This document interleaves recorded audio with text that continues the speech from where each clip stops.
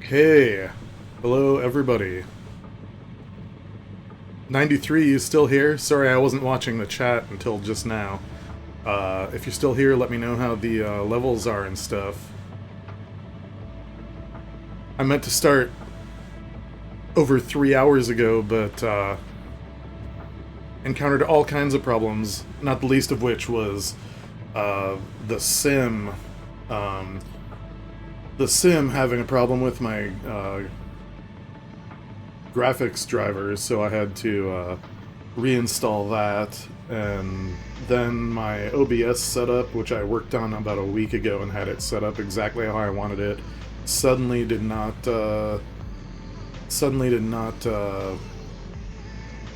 work anymore. And yeah, this is my first stream, so it's cool that you're here. I kind of thought I'd just be sitting here by myself the whole time. And thanks for letting me know about the sound. That's great. So, I decided to start things out. I would do a series of streams, taking us up the Inside Passage to Alaska. It's a trip I've made quite a few times, by boat and by airliner, but we're going to be flying in small planes all the way up, which I've never done before. It's, I don't know, total I think it's about 1,000-mile trip or so. There could be a lot of stops along the way. I think we're gonna land in some out-of-the-way places. I'm just gonna land wherever I want to land.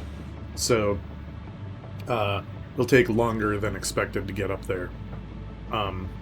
Which, you know, or longer than it normally would to get up there. We're not in a hurry. I figure it'll probably be like 6 or 7 streams to get all the way up to... we're going to fly up to Skagway. That's the intended destination eventually. And when we once we get there, we'll go back to a few of the places that we hit on the way and do some little trips out of those places. Since I've spent a fair amount of time up there, I think that I have some good ideas for streams out of like Wrangell or Petersburg, out of Sitka, out of Juneau. And then we might, after that, we might skip up to Prince William Sound. I spent one summer up there too, and it's so beautiful. Southeast Alaska is beautiful. All of Alaska that I've seen is amazing. So I think we're gonna have a good time. I've pulled up Navigraph here, just to show. I don't have the route totally marked off all the way up to Skagway, but you can see we're starting here in Bellingham, Washington. Right down here. Today, our intended destination is Campbell River. I'm not sure if we'll make it all the way. Since I'm starting so late, I don't know how long I'll feel like going. But there are some cool stops on the way. We're going to hit Vancouver and Victoria, and then just kind of fly along the Strait of Georgia, and fly into some cool places I've been to. And then maybe end at Campbell River, maybe end a little early and pick up. We'll just pick up next time. We'll pick up probably tomorrow, wherever we end. So you see Bellingham down here. Skagway is way up about here, where I just dropped the marker. So on the way, we're going to stop... stops that I know of for sure. Well, they're marked here. We'll stop in Prince Rupert, which is one of the ports that you can catch the ferry out of, the Alaska State Ferry, to get to take to Southeast Alaska. And we'll stop in Ketchikan, Wrangell, Petersburg, Sitka, Juneau, and Haines, as well as a bunch of smaller communities too. I say smaller, those are all really small. The largest of those is Juneau at like 30,000 people, and Ketchikan has about 14,000. But the rest have populations below 10,000, and then there's a lot of communities with like 100 people or less. And I haven't been to a lot of those smaller communities, but it'll be kind of cool to just check them out from the air and see what scenery is around them. So with that, I think we're going to get into the game, which I've already got. I've already got loaded up. I already loaded up my plane.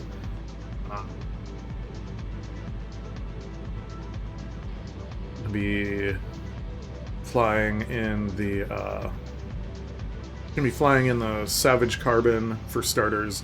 I really like this plane. I'm glad that I picked it up. And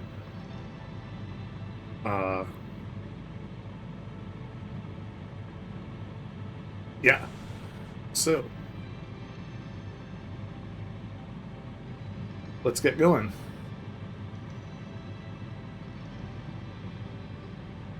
Since I meant to start earlier, I thought that we'd be traveling in sunlight and that it would be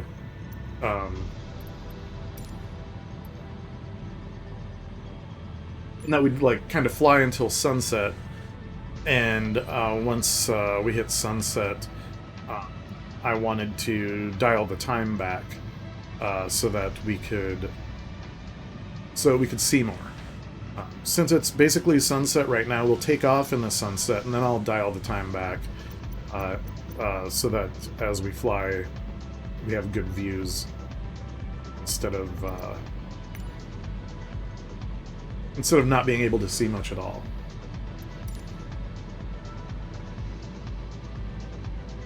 Right. That's all I'm gonna say now. Let's just let's get in the air, I guess. See how smoothly things run.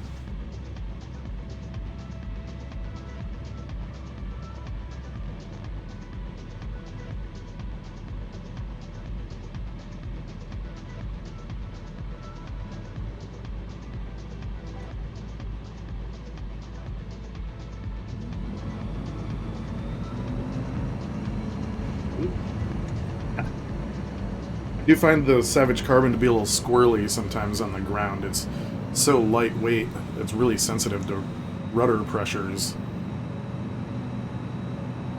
Okay, we're taking off to the north here, and we're not following any of the rules for taking off from Bellingham, which would normally, from my understanding, have us going a few miles to the south before we turn toward where we'd like to go.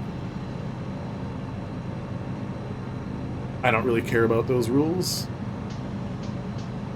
We're just gonna fly how we want to fly. Not gonna bother anybody else since it's not real, right?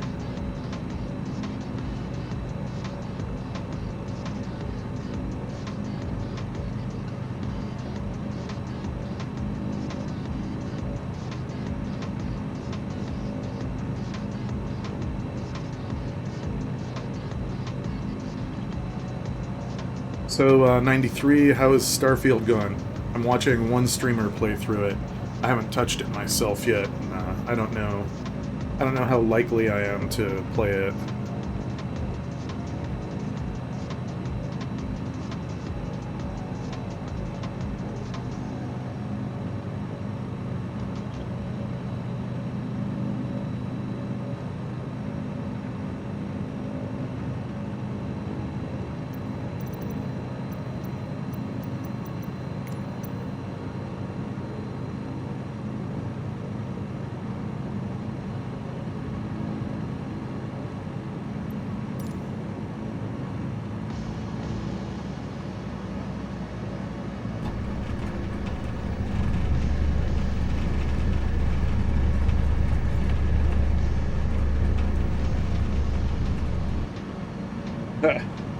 No, what that was.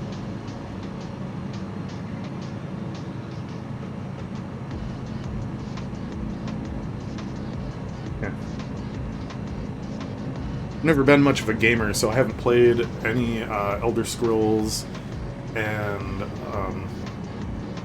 yeah, I'm very casually playing Baldur's Gate at the moment, but that's very casually.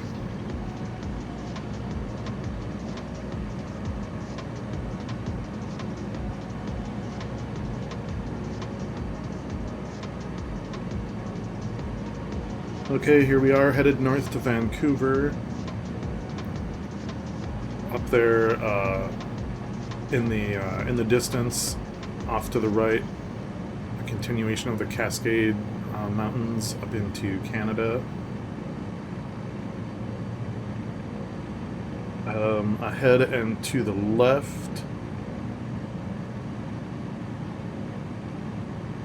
Well, directly to the left, we've got. I'm gonna go to external view here. Hope the engine noise isn't too loud. We're looking over at Bellingham Bay and some of the islands over there, San Juan Islands. And the larger body of water there is, I guess, where the Strait of Juan de Fuca converges with the Georgia Strait. Both of those bodies of water can get pretty nasty sometimes. I've definitely gotten seasick on both of them. Not fun. Not that seasickness is ever fun.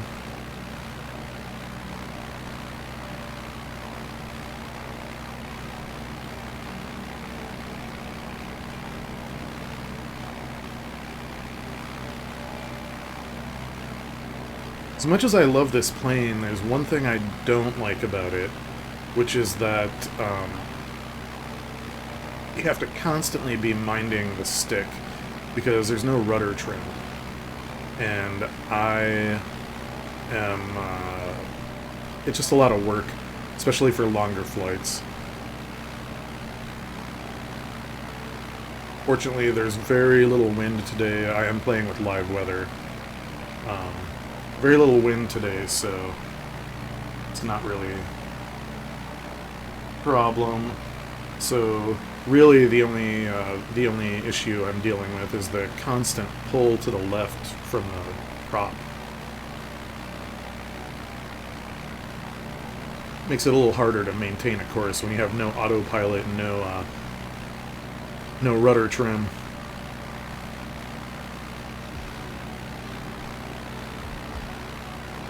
That's fine. If it takes us out over the water a little bit, no problem. I don't think I want to go much higher, though. We'll stay here around 5,000 feet, as long as I can pay attention enough to keep us there.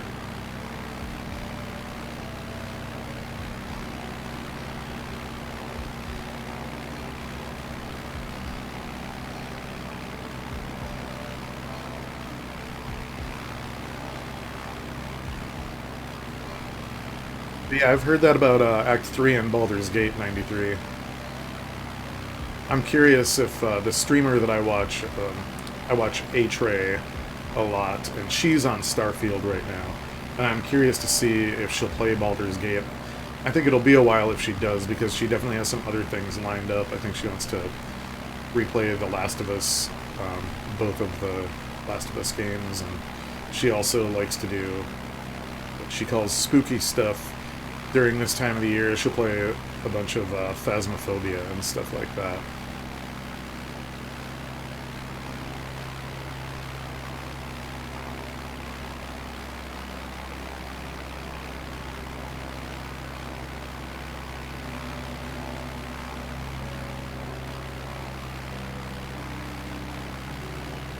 Coming up here on the right is Blaine. That's really close to the border.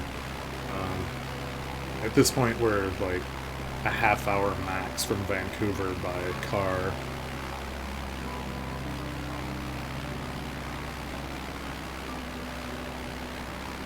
Yeah, I'm not so into the spooky stuff.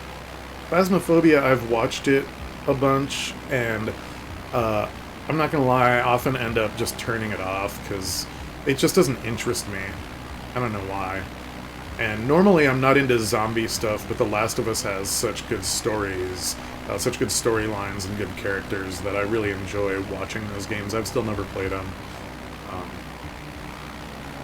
I keep spending money on games that it turns out I should have listened to my gut on, and I don't really love them. So it's kind of wasted money, and that's something I should really stop doing. I mean, I sprung for Baldur's Gate because my friends really love it, and I thought maybe we could play as a group at some point, but those particular friends travel so much. As a matter of fact, right now, I think they just landed in France a few hours ago, and they're going to be gone for like a month. Yeah, they get back like early November, so... And actually, one of them, I want him to start playing the sim and go flying with me. I think he'd have a blast. I also think that it wouldn't take long before he bought all the expensive gear and far outclassed me in terms of how happy he is with his controls.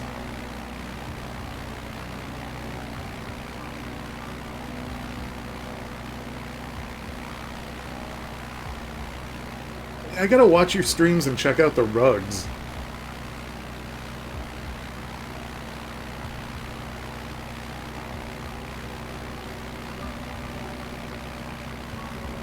Trim down a little bit.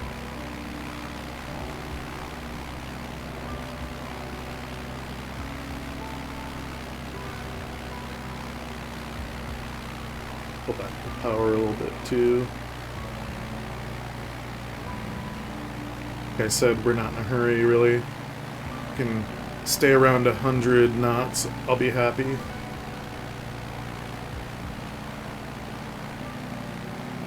Yeah, what games freak you out? I'm really curious about that.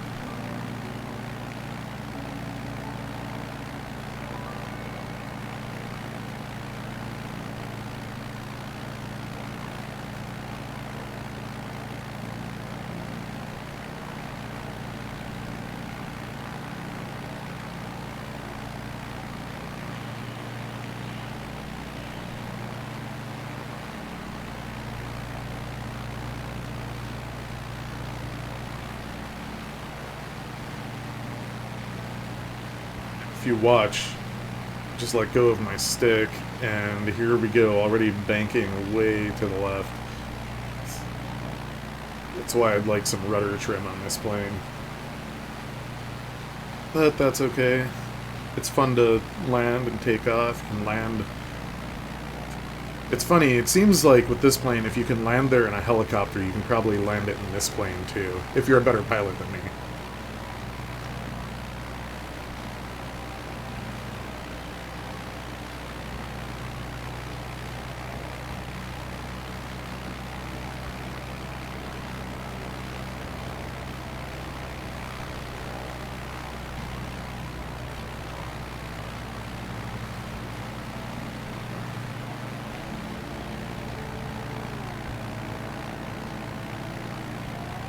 First-person horror. Would you consider, like, Alan Wake to be first-person horror?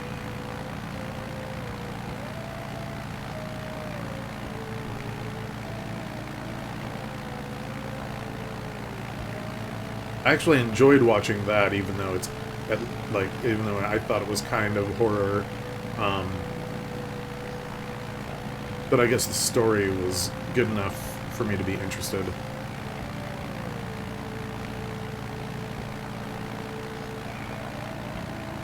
Yeah, I didn't think it was scary. It was intriguing. There were some jump scares in it for sure.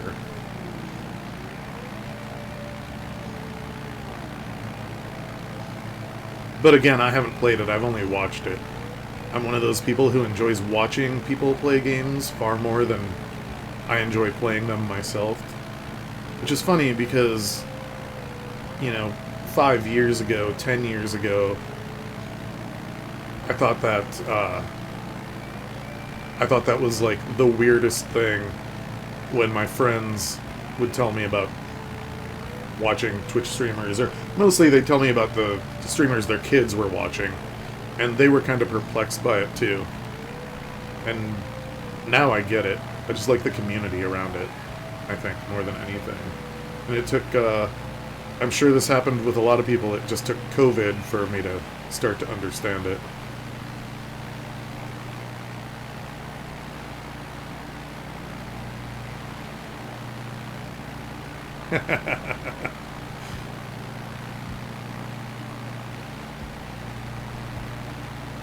Look, Navigraph. Not too bad. We're just a little off track. I think I want to get down a little lower.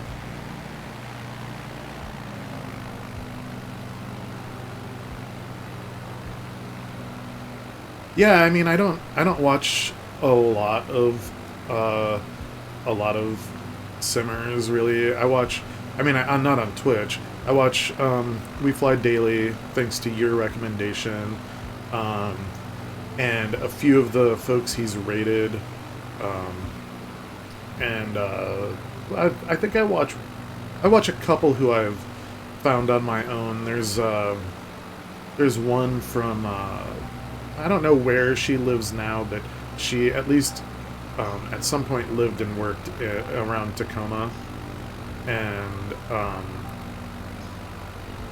she I think she's studying to be a pilot, and so she streams. She just kind of streams whatever she feels like, but a lot of it is practice for her, like setting up routes and different approach types and stuff. And yeah, I've watched. Wow, I'm getting some rare sim stuttering here. This almost never happens to me.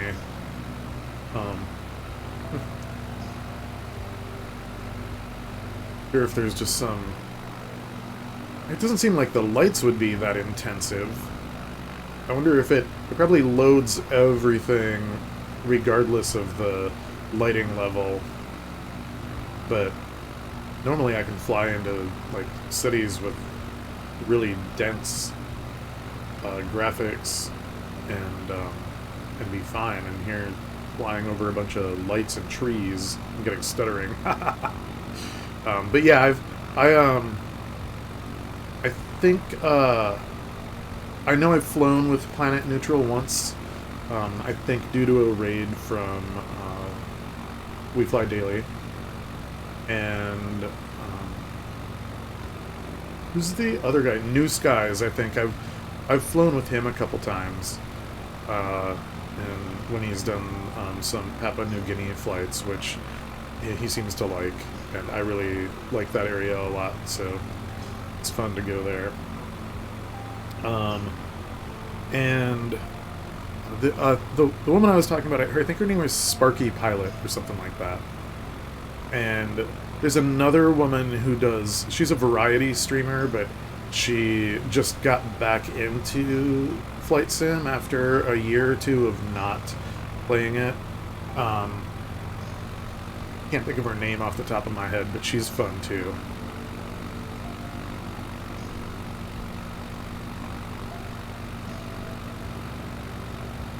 And I follow some aviation YouTubers, but they're not all simmers. The YouTuber I follow who's a simmer is V1 Simulations, and he's an actual Airbus 320 pilot, but he flies all kinds of planes. He just had a 6-week stint where he couldn't fly because of a scheduling conflict to re-up part of his licensing, and so he was on the sim and streaming like 5 days a week. But he's really interesting to watch. He's super knowledgeable. He also has some really knowledgeable people in his chat. Yeah, I haven't gotten to watch Sleazy yet, but I do follow him, so I'll get to watch him eventually.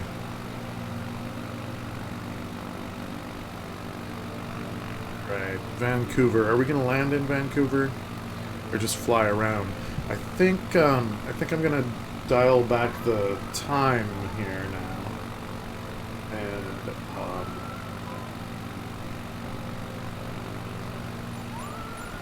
there we go.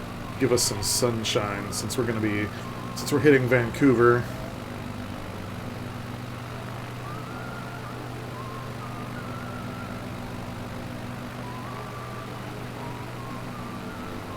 Might have to switch headphones too. I really don't want to, but the my Bluetooth seems a little wonky, and I'm getting some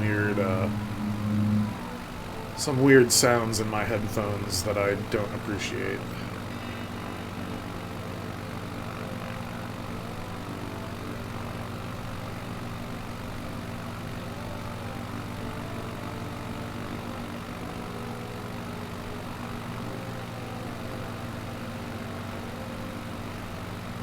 We don't need to land in Vancouver. We can land in Victoria if we want to. I might not land at an airport until I need fuel. I thought about going unlimited fuel, but I don't need to. Oh, well, thanks for stopping in, 93. Have fun at the watch party. I don't know, I don't know how long you'll... What are you watching? You might have said it, but I don't remember. And I might still be going when you're done. You never know. Sort of depends on how far I decide to go. I might even go for a few hours and take a break to eat and then come back. Who knows? But I'll also be back on tomorrow. Hopefully earlier. I want to start around probably 2 or 3 Pacific tomorrow. So I'll see you soon in my stream or somebody else's. Oh yeah, I haven't seen that movie yet. Eventually. I'm real bad about movies. Have a good time, enjoy the movie, and I'll talk to you later. Thanks for stopping by.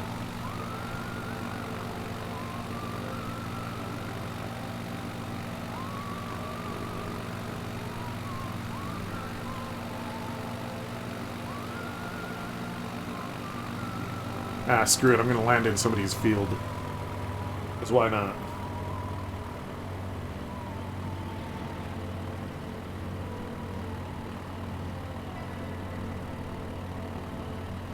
They won't care, right?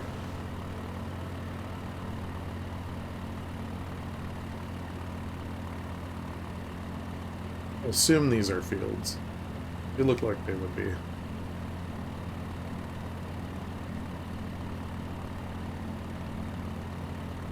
Sure, nobody's gonna care if I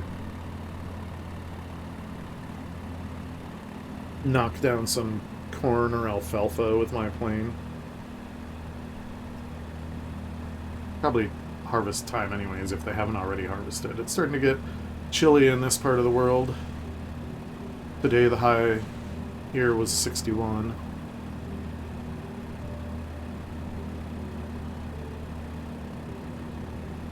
Go. I should probably pay attention to what I'm doing here. And I should also not land in this direction and end up flipping over thanks to these roads. Go.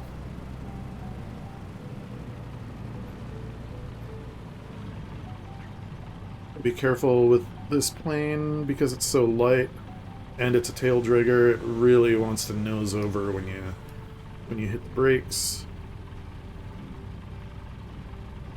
Say if you go full back on the stick, it won't, but sometimes it still does. Okay. Here we are in Farmer Johnson's field.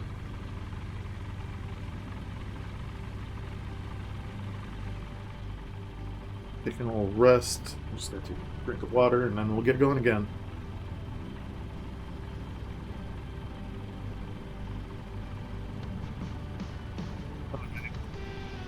Vancouver, here we come.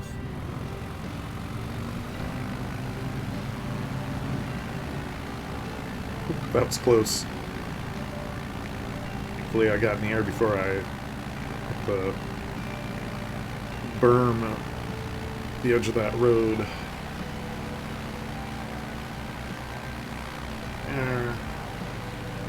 back up the throttle a little bit. Maybe save some fuel, maybe not go too fast.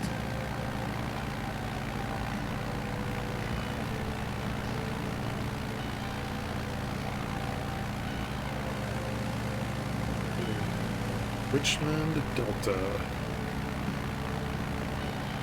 No, I've never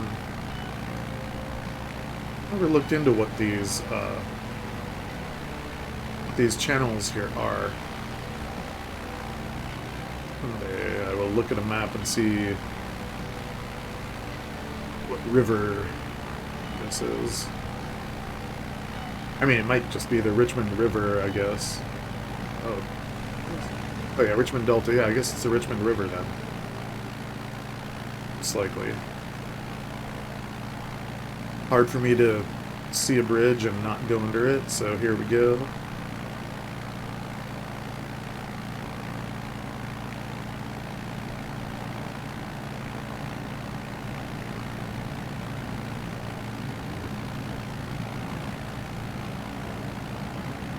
Oh, that was an easy one. Not very satisfying. Definitely more satisfying if you can find some smaller bridges to go under. A little bit of a challenge. Here we go. Metal guitarist's over there in an F-22. It looks like he's coming into land, or maybe he's got a bridge to go under. And continue our flight on to Vancouver.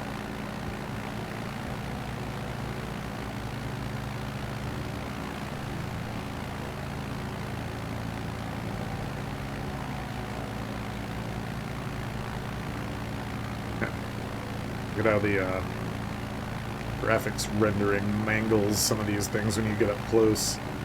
It's funny because it looks great from a distance. These container ships, though, they look like they came from some horror dimension.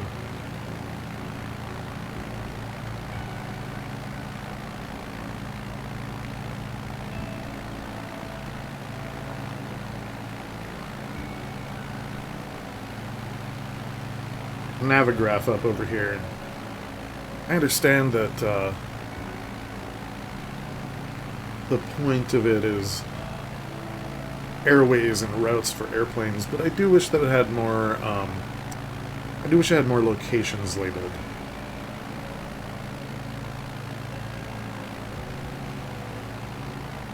Being, you know, purely a chart tool and program.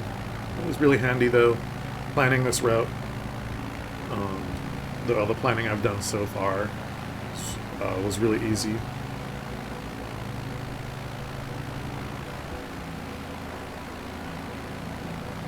What time did I set it to? It's right now it's in the sim. It's 2:59 Pacific time, and I guess we had a low wind layer in Vancouver. I wonder if there's a Vancouver overlay or whatever. To make it look a little nicer.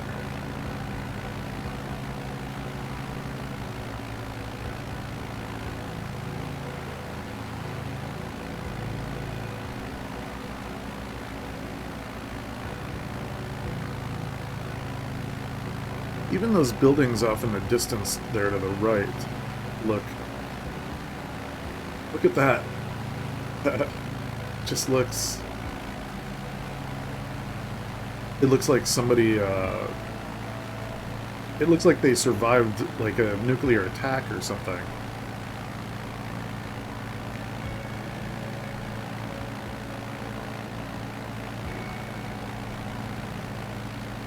I wonder what happens if we get down low.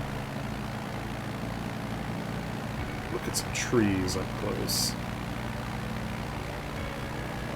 So I promise, if you haven't been there, Vancouver is way more beautiful than the sim makes it look, and the buildings are not all trash like this either. So I was wondering what what the sim does to the trees here when you get down low, because in I've done some flying around Seattle and it looks great when you've got some distance, but when you get up close, especially if you like land on a street, like I've done a few times, because I think that's kind of fun. Look at that building looks fine. Huh. If you land on a street or something, then like next to a big tree, like a coniferous tree, if you land next to a cedar or a hemlock or something, a really large one, the sim seems to be confused as to like whether it's a tree or a rock. And at first it looks like you are next to a huge stone wall with moss growing on it or something. And I was really puzzled by that. And then I realized eventually that it was trees that were being rendered improperly and just looked more like rocks. And I'm not sure why that happens, and I wish it didn't, but you know, I guess I can't do much about it. Except land in better places, or not land in places like that.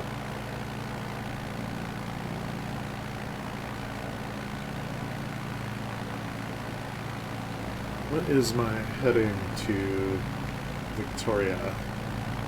If I stay on this heading, it should get us there. Oh, there's a bridge. Damn it. Knight Street Bridge. Here I come. Maybe. I'll get down there closer and see how it looks. A little bit of stuttering here as I get closer. That's too bad.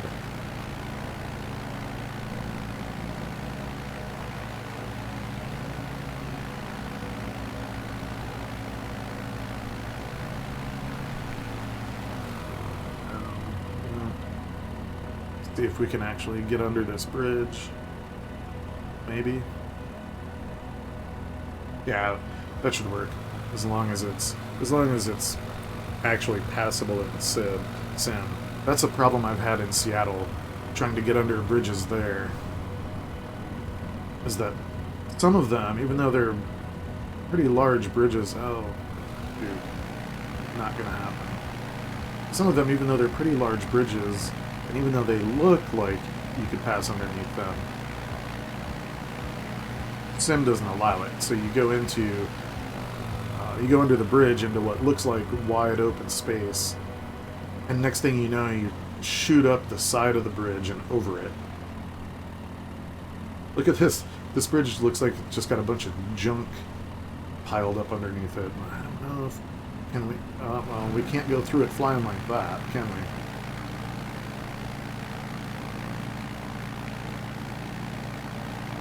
Back around and try again and see if it's possible. Kind of doubt it, though.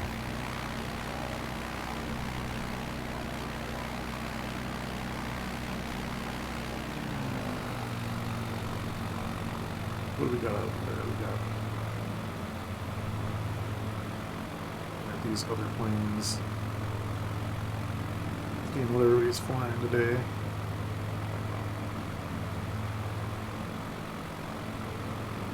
Busy day in Vancouver's airspace, that's for sure.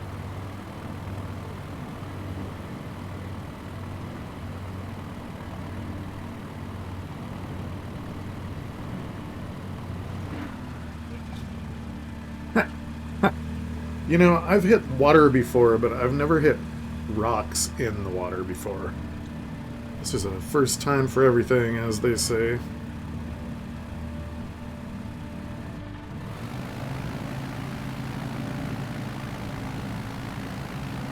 Slew up into the air. It didn't give me any speed. I never know when it's going to give me airspeed and when it's not.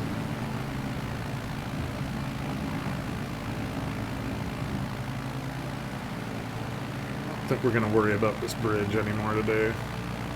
Kind of doubt that it's passable. Just continue on to Victoria.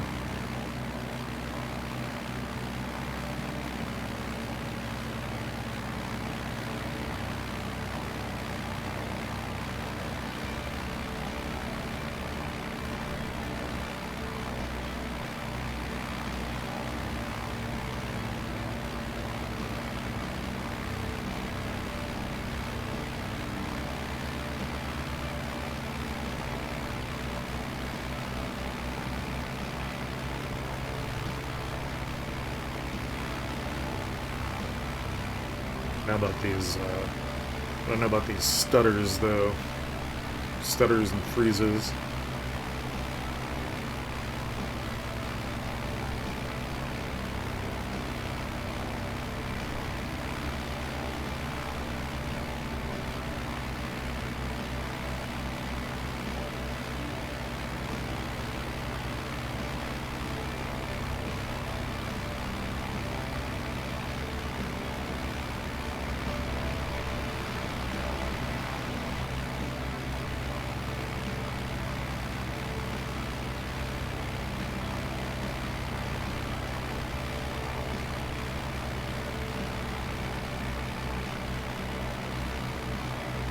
Maybe I'll go around the airport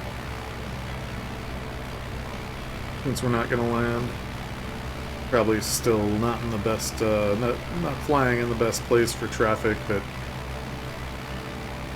thankfully it's a sim, not the real thing, right?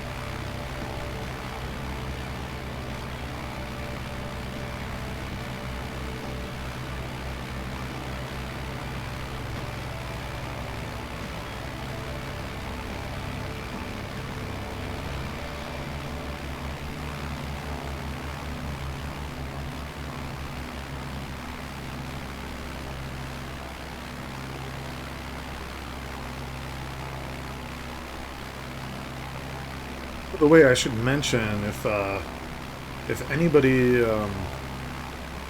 anybody's watching and interested in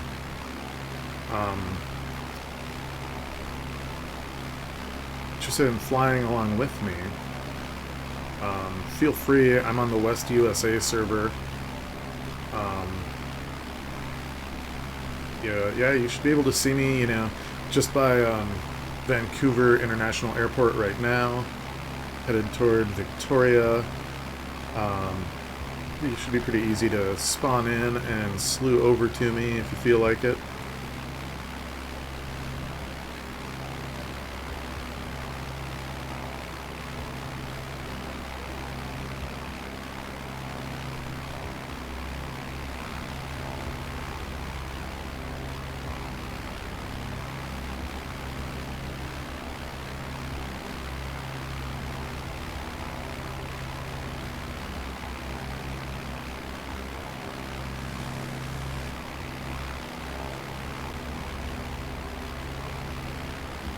So for anybody in here now who wasn't here,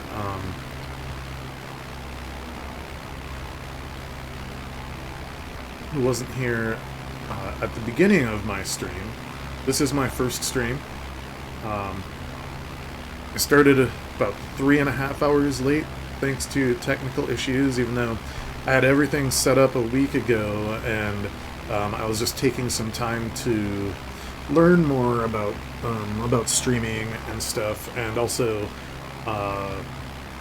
do some preliminary route planning. When I fired up the sim this afternoon, there was a problem with my graphics driver, so I had to do a clean install of that. And then I found that that OBS had not saved all the settings that I had checked out, and you know, I spent a lot of time last week figuring out audio settings and stuff, and you know, recording and listening back to find good levels for things, and for some reason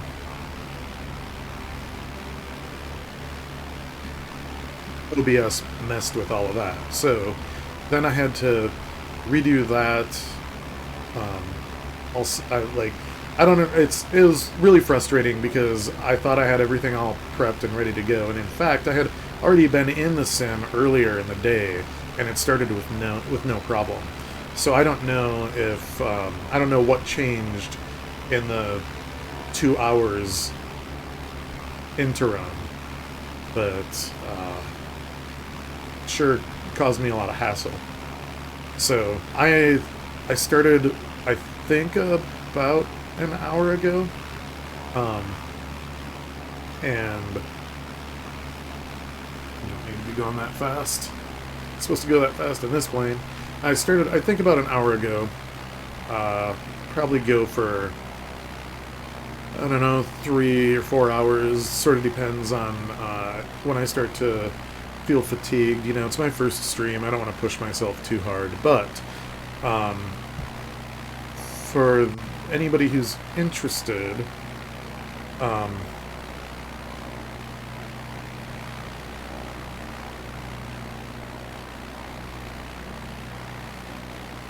I'm just gonna pause the sim for a little bit. Go, active pause is on. You know what? I'm actually gonna escape out and get rid of the engine sound. Um, here is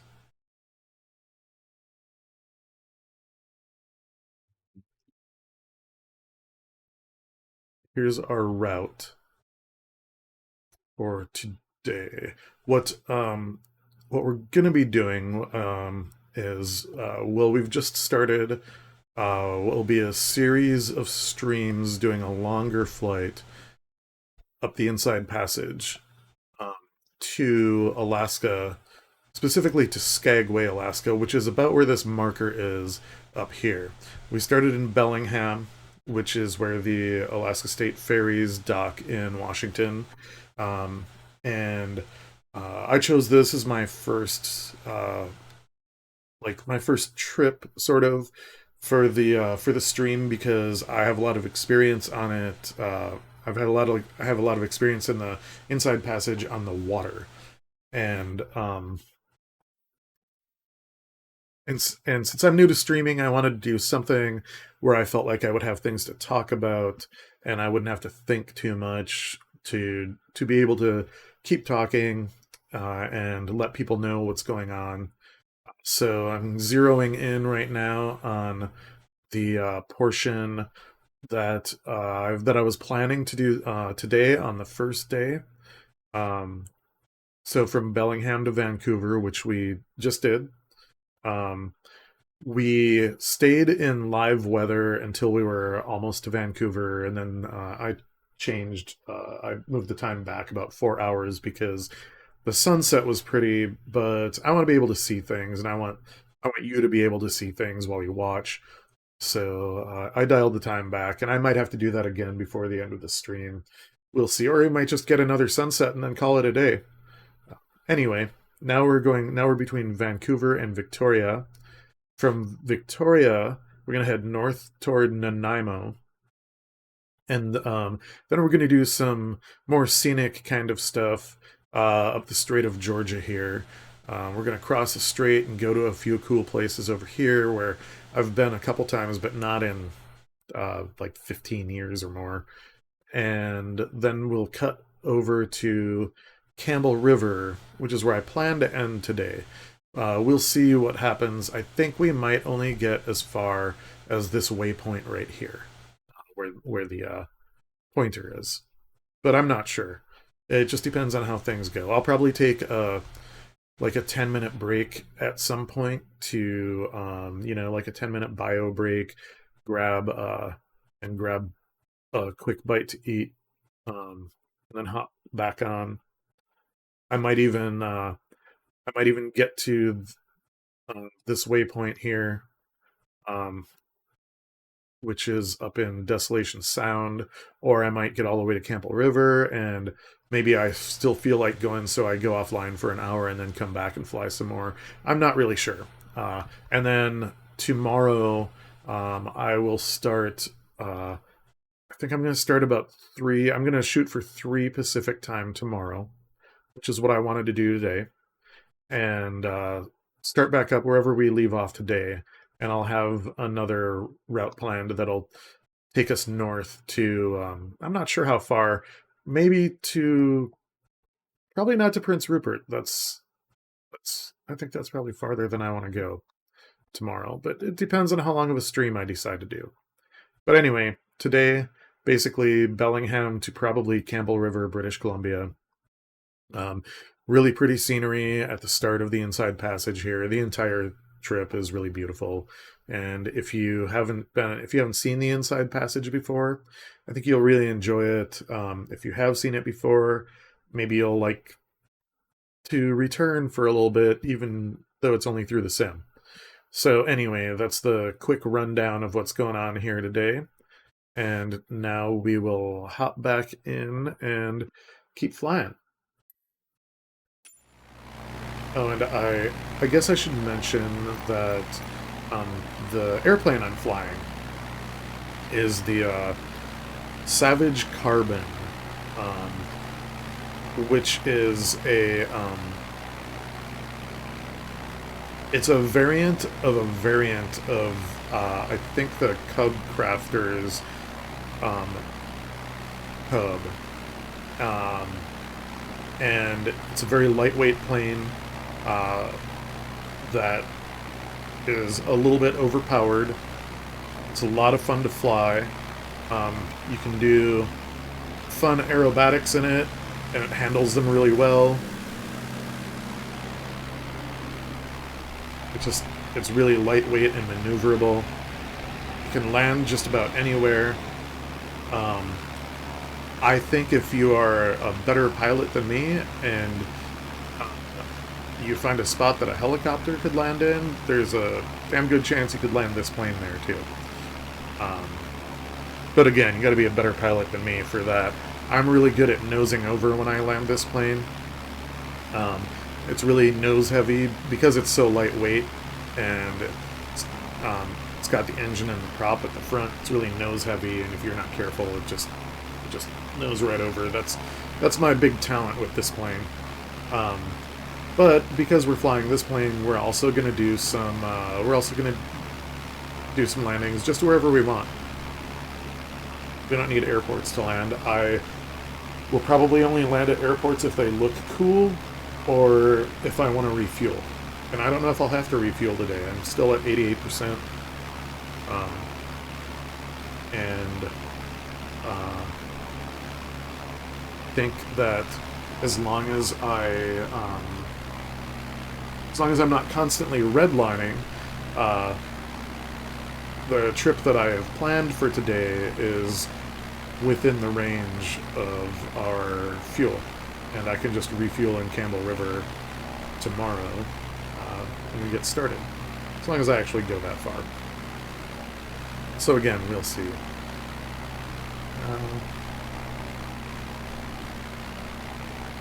Who killed the music? Playlist really over?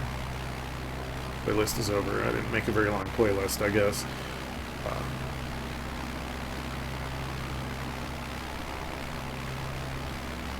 Right, that's restarted. For anybody who's interested in the music, I'm using Epidemic Sound.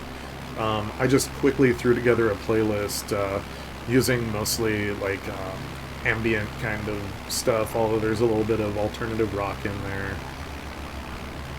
My first time really using Epidemic music.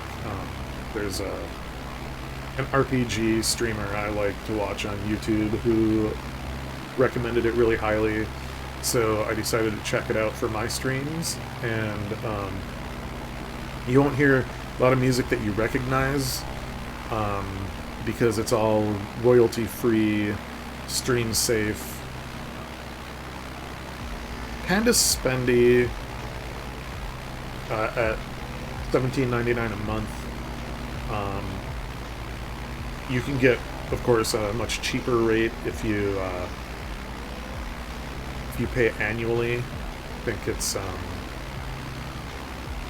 you pay annually, it comes down to about $9 or $10 a month,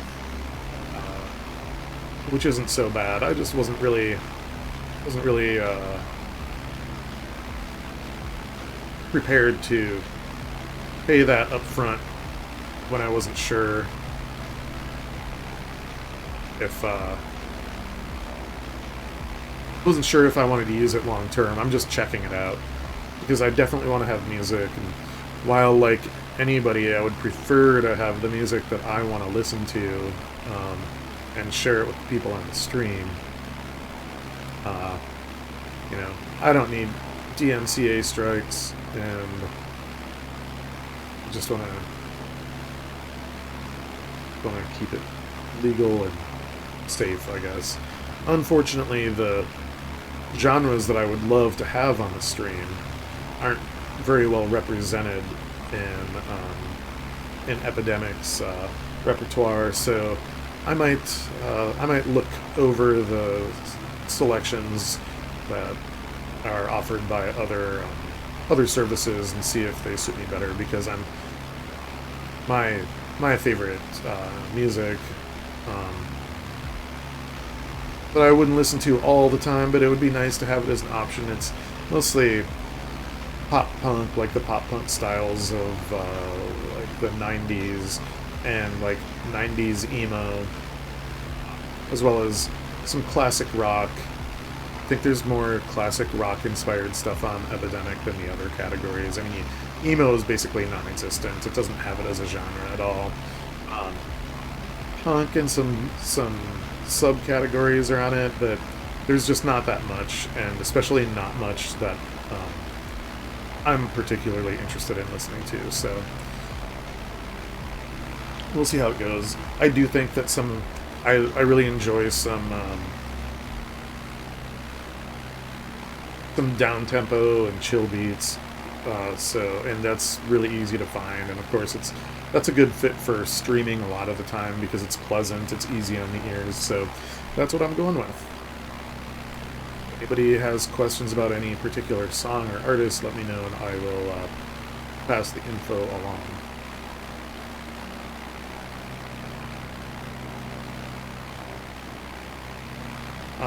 I guess I'll give a little bit of background about myself and why I chose to fly in this area first, and how I got to know it. I'm originally from. I live in Washington now. I love the Pacific Northwest. Live in Washington State, I should say. I'm originally from Minnesota. Years ago, a friend convinced me to go to Petersburg, Alaska, to work at a salmon cannery. And if anybody hasn't done it, I'll give you my 100% honest opinion. It's probably one of the most miserable jobs you can have. Wet and cold, the hours are long. And I didn't love the job, but I fell in love with Southeast Alaska. And I continued to go back. I changed jobs at that cannery, and worked in a couple other departments. But I also spent a winter in Petersburg, worked at a local grocery store, and then got into tourism first as a tour guide, and also doing like shuttle transfers for small cruise ships coming into Petersburg. And then I went to work on those same small cruise ships as a deckhand. And I did that off and on for a long time. From I think I started doing it in '99, and my last season was in 2007. And most of my time as a deckhand was spent in Southeast Alaska. I also prefer to travel by ferry if I go to Alaska. I love the Alaska State ferries, although they're a less convenient and less reliable option than they used to be, because the Alaska legislature has kind of gutted the ferry system's funding, and so they don't have boats in reserve like they used to. Oh, look at this. Looks like there's a glitch in the game here. This odd white line shooting up from this point. Oh, it's gone now. I was going to fly down and see where it seemed to be coming from. I'm still going to fly down there and see if I can figure out where that was coming from. Yeah, so I do fly to Alaska if I have to. Not, I don't fly myself. I am not an actual pilot. If you haven't figured that out by watching me fly so far. Usually just fly Alaska Airlines up. They stop in all of the places I like to go. And I've always had good luck with them. I'm not typically a super brand loyal person, but I've had such good experiences overall flying with Alaska Airlines that that I stick with them whenever I can. Let's slow down and see if I can figure out. Was that point of light coming from this thing? I wonder what that is. Anybody know what that is? Huh. Guess I'll continue on to Victoria. You know what? We can go back and land there.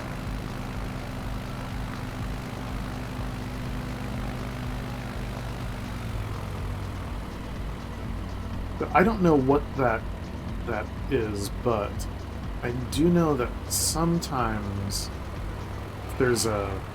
sometimes when there are structures that don't rise very far off the ground, the game renders them strangely. In fact, I have a flight planned for somewhere down the line that where I have a really good example of this. The sim will render these structures as just as something flat, where you still get an impression of it, but that's all it is, just an impression. Alright, can I actually land this? Probably not. Nope. Look at this.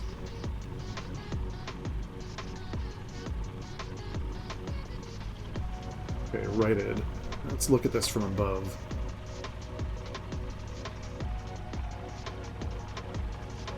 Almost looks like a... I wonder if it's something like a tall antenna or a cell phone tower or something.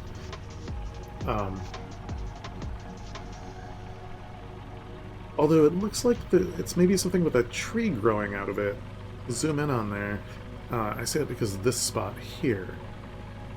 Yeah, the other day I was flying around. I was flying around a river in southeast Alaska, the Stikine River, and I'm actually going to do a stream later on.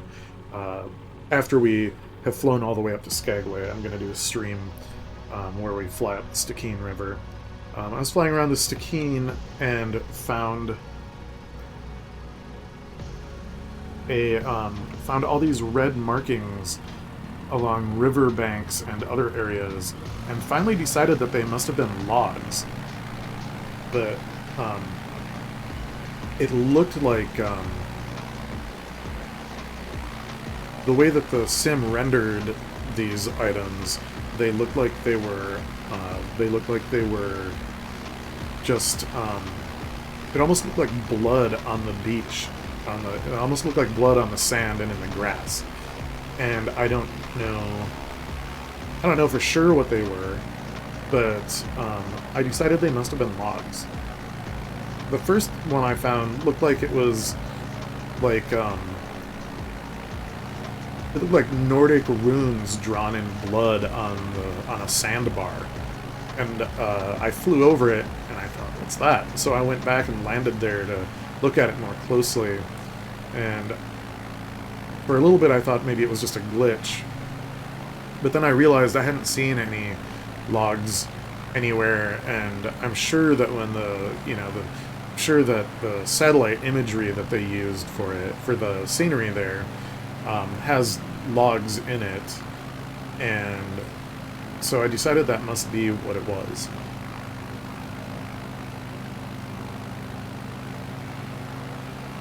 I was perplexed for a little bit.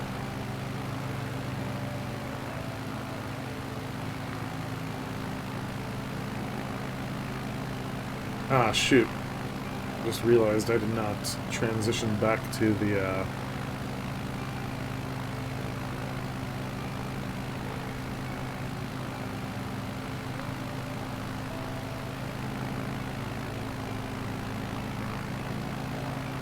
anybody here has just been looking at Navigraph for a while.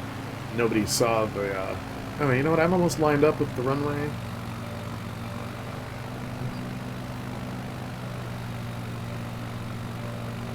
Well, I was going to land, but I think it looks like it's the opposite runway that's active right now. Here's Victoria International Airport, which I am flying over by pure accident, I guess. Wasn't really my intention. I'd rather fly over the city of Victoria. That, I guess we're basically going east now. The city must be north of the airport, I'm guessing. Alright, I'm gonna speed up and gain some altitude and let these other simmers land in peace.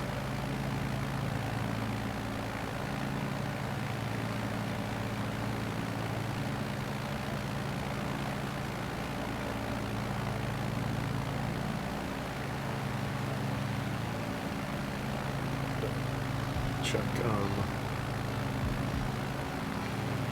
hope my typing wasn't too loud for everybody. It's gonna be a little bit more of it. Just want to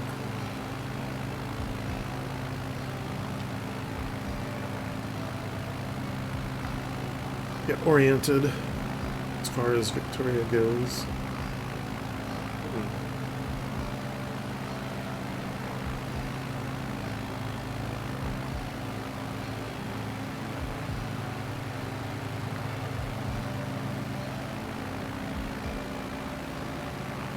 Okay, but where's the airport?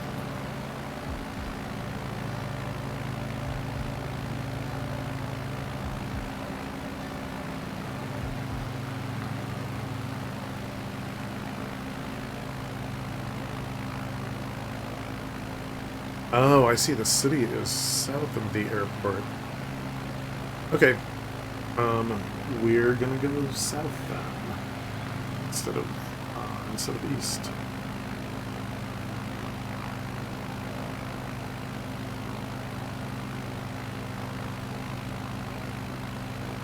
Back over the peninsula here.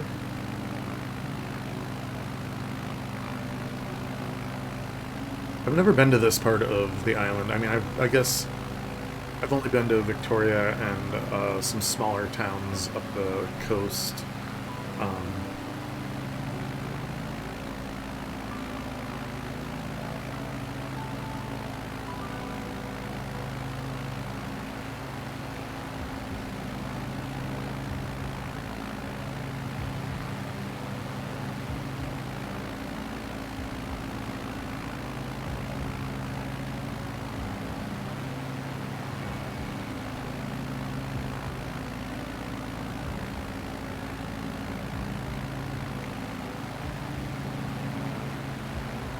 And I haven't been to Victoria proper in a few years.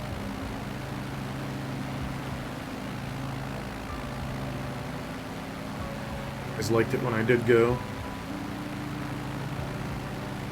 But I think my friends who lived in Victoria have all moved. And but I still have friends in Vancouver, so I'm far more likely to be found there. I'll get back to Victoria one of these days. I don't have as much money for travel as I used to, unfortunately. So, just not,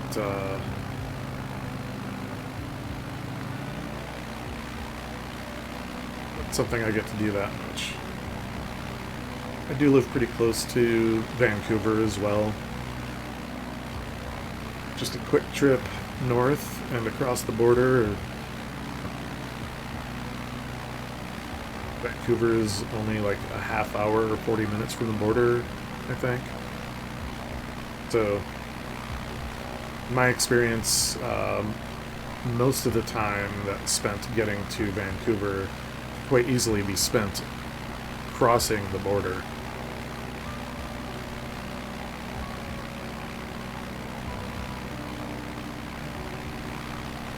Although last time I went, back in June, I went with my friend Amy on her birthday to see The Cure in Vancouver. And crossing the border into Canada wasn't a problem, which it usually isn't for me. But coming back was like a 45-minute wait, sitting in the car, barely moving. That wasn't fun. Once we got there, it was a breeze. Once we got to the actual crossing, the wait kind of sucked. Now I've had some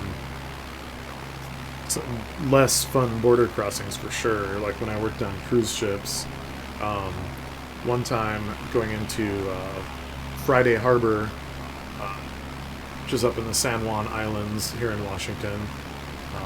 And if I had been thinking, we actually would have made a stop there, but that's okay.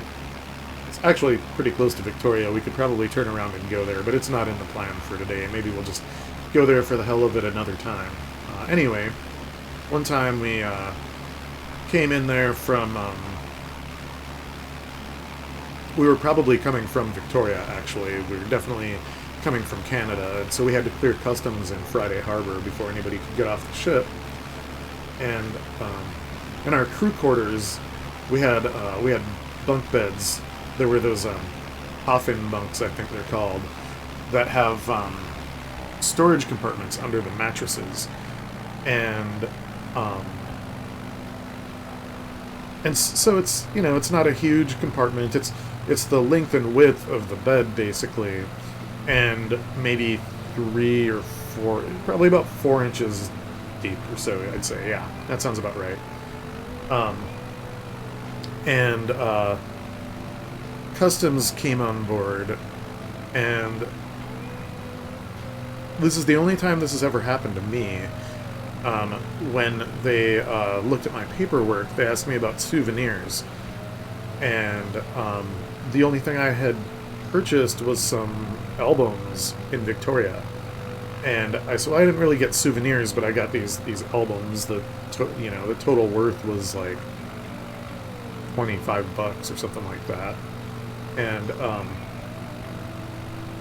And they just kept asking, no souvenirs, no T-shirts, no glassware, and I just kept saying no. I don't go for souvenirs. I'm not that kind of person.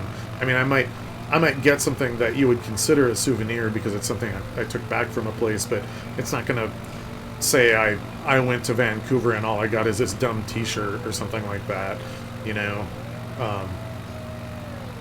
I prefer photographs and just memories to physical souvenirs, but they weren't having any of it, and so they searched my bunk, which basically meant that they propped it open and threw everything on the floor and then left. And I was kind of irritated by that. They didn't do it to anybody else, from what I understood. And then years later, I was on a different ship, and we had just made a trip from coastal Maine up to Quebec province via the St. Lawrence River, and so we had to clear customs in Montreal, and their customs and border patrol, the officer in charge of their group was extremely rude to me for trying to follow procedures, asking for their IDs to board the ship, and that was a legal thing. It wasn't me like trying to exert some kind of authority over them. I was just doing my job, and well, that wasn't. I don't think that had any bearing on what happened later, but it certainly didn't set a good tone for their visit. They discovered that, I just remembered, this wasn't when we cleared customs. We had already been there, and we'd gone all the way to Chicago, and we're coming back to Montreal from Chicago. So we had cleared customs, going through some canal. We stopped to clear customs. But what happened was, when we got to Montreal, they had, in the intervening 2 weeks since we first arrived in Canada, I'm gonna get gain some altitude here, and hopefully it'll stop the stuttering. Since we had first arrived in Canada, they had processed everybody's paperwork. Alright, that was Victoria.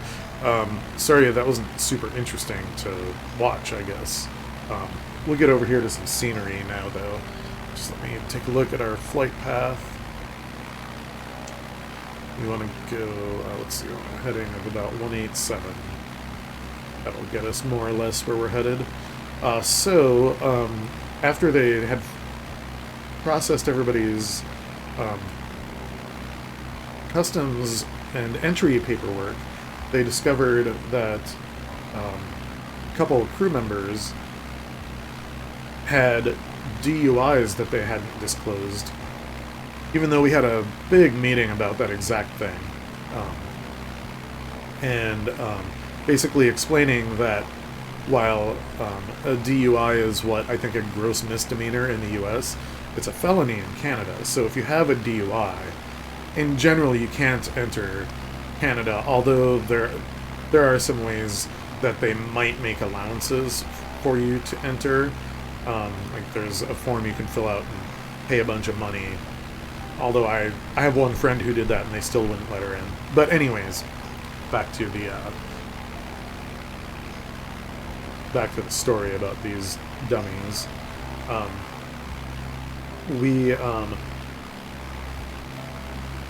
They found that these people had lied, and so that they didn't have DUIs when in fact they did. So what that meant was these agents came on board to talk to the captain and kick these people off the ship, and also to search their quarters, but not just their quarters, everybody else's quarters too. And they did the exact same thing. They went through everybody's bunks and everybody's closets, and just threw everything on the decks, and then left. And they had a policy that when they searched a room, if it was somebody's like living quarters, then somebody who lived there had to be present for the search. And that makes sense, to have a witness there when you're going through their stuff, right? Well, it just meant that that person was stuck cleaning everything up, which kind of sucked. For myself, though, yeah, it sucked. It could have been worse, though. The guy who was the bosun on that trip, which, if you don't know, the bosun runs the deck crew, as well as having other responsibilities. I don't know what's going on with the ethics here. This is behavior I've never seen before. With the weird, what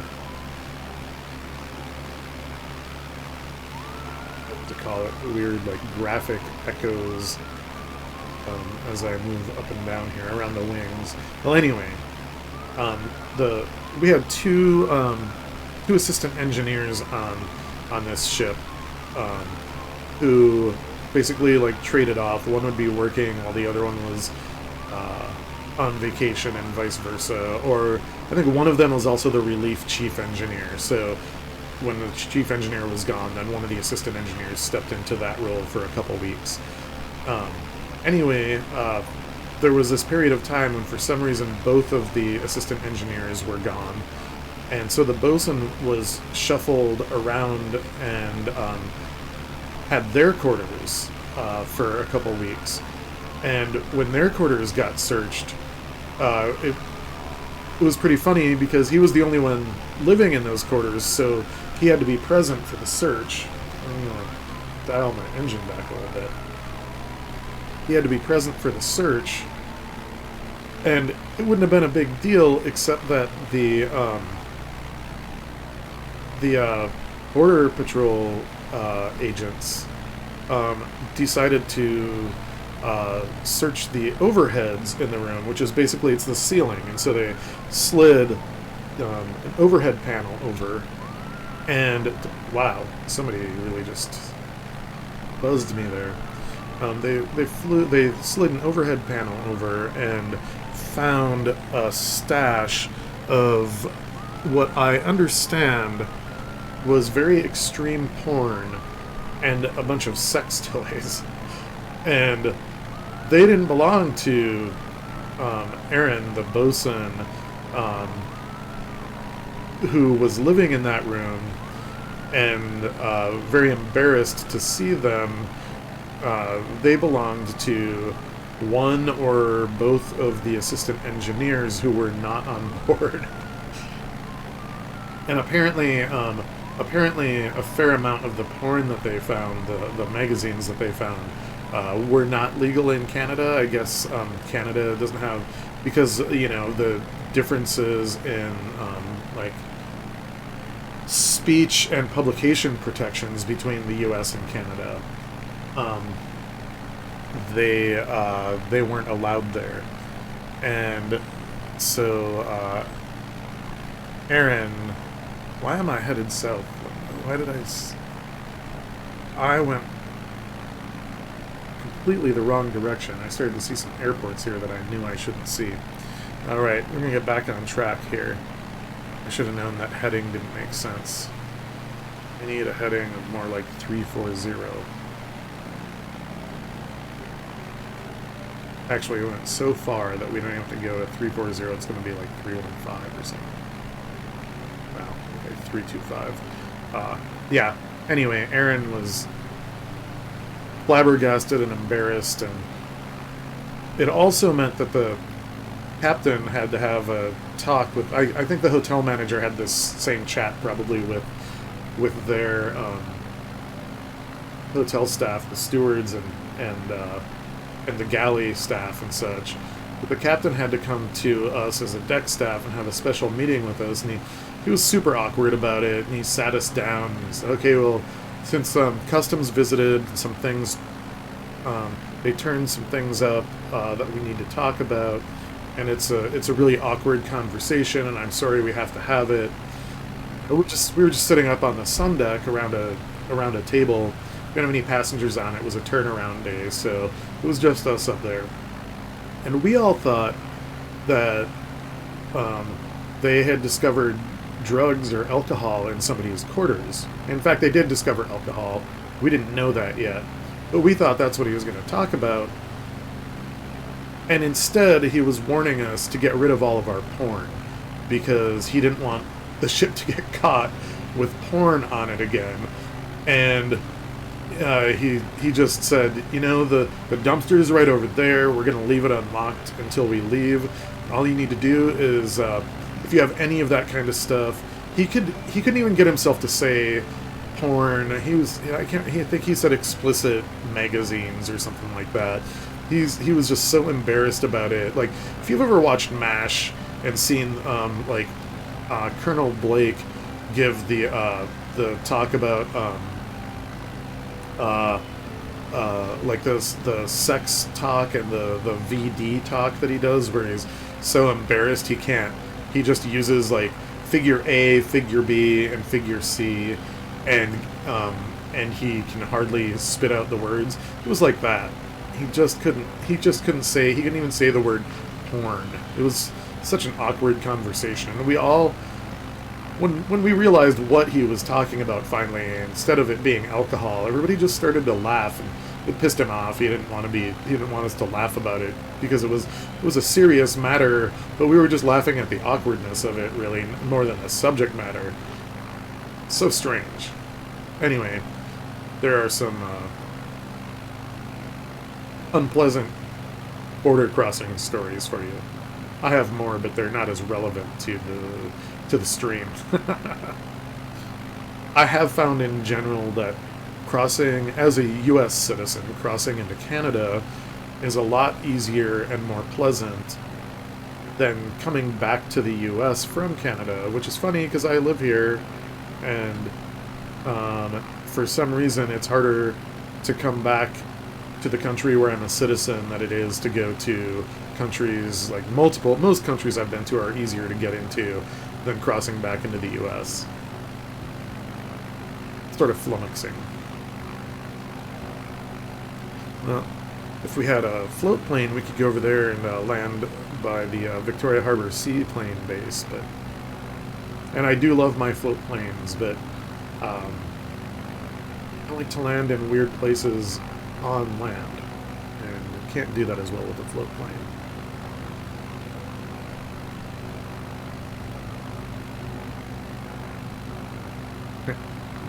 Hey, Feels Good Man Long usernames, I see you there.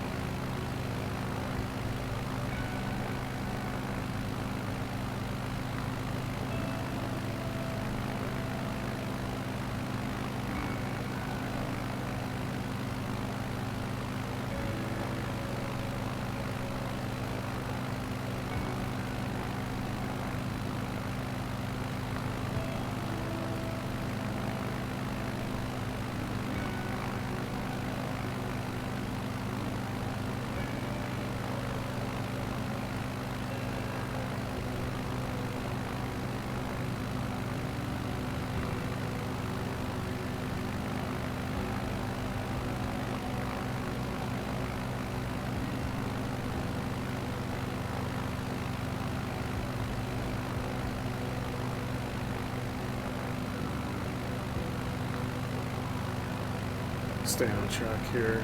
Gotta get lower and see how the graphics do. A little closer up to the scenery. Really want to be all the way up here where you can't see as much. I want to be down low and get a good look at things. And if it gets too stuttery, I'll just cut the graphics back from ultra to high or something like that. When I'm not streaming, I am fine on with all my graphics on ultra, like 100% of the time, pretty much. Unless sometimes when I go into a city that has like an updated scenery or updated overlay, so it's supposed to be like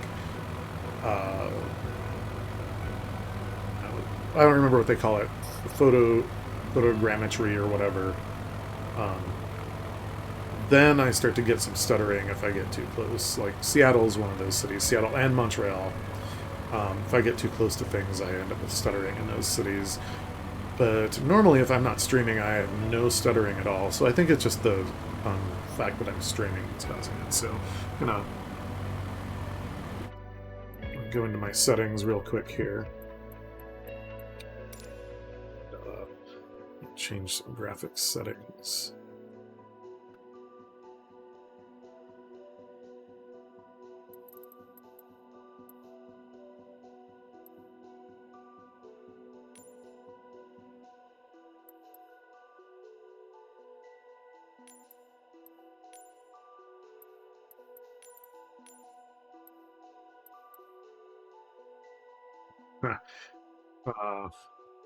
It's funny. A bunch of things that were ultra have been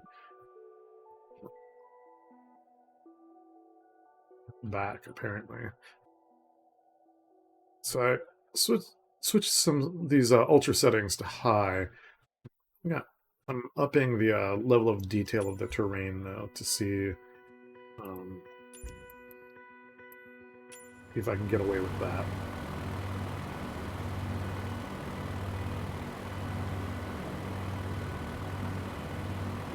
And it looks like the answer is no.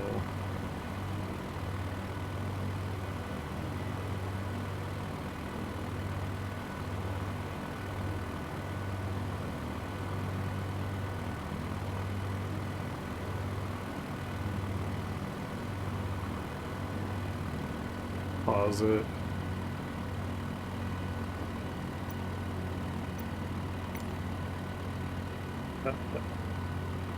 Okay. Paused right before I crashed. Look at that. Perfect timing, huh? I'm going to lower the terrain detail again and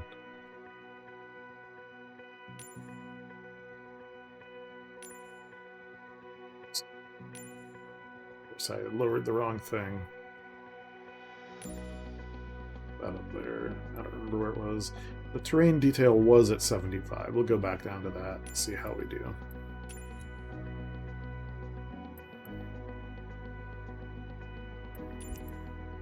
Resume. Put on some more speed.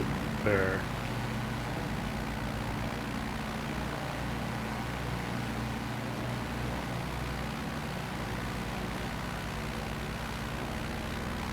Breathe, man. They'll get you. I'm sure that's what's causing my stuttering here. I'm up a little bit. Gain more altitude. Hopefully, if I get over the water, I'm gonna head toward the water now. Hopefully once I'm over the water, there'll be a little less stuttering.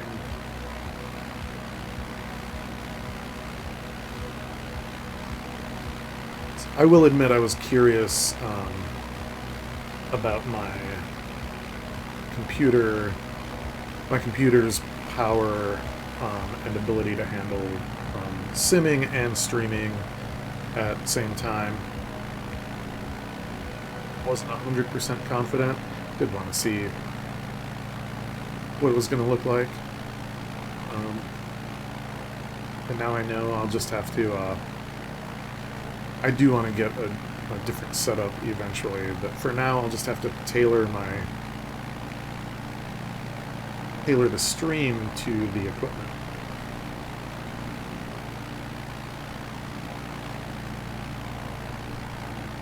I'll have to figure something out because eventually be at a point where I definitely want to be able to fly low and close.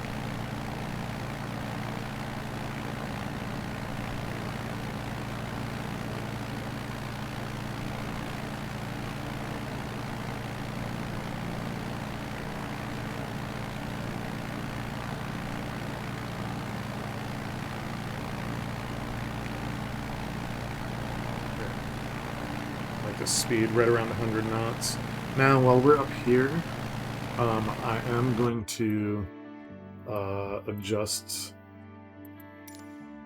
the graphics settings again, because eventually we're going to land somewhere, and I want to be able to see things decently when we're landing instead of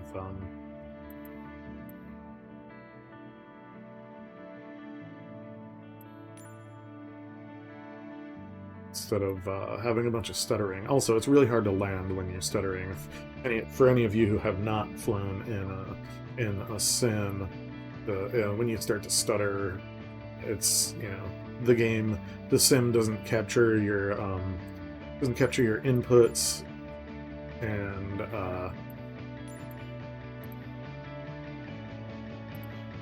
doesn't capture all your inputs, and so I don't want to restart the simulator, so which changes are causing me to have to restart. That's fine. I think it's just saying that they won't take effect until I restart, and that's fine.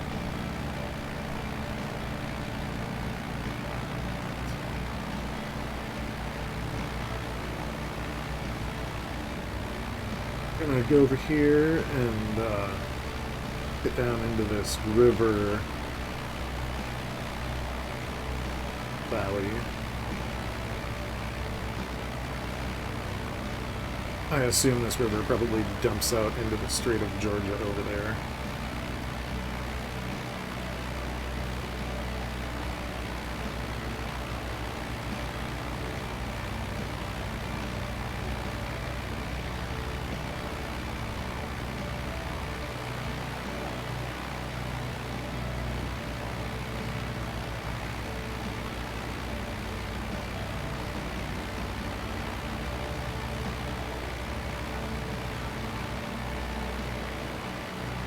Really don't like those changes in the scenery, though. It just looks less realistic.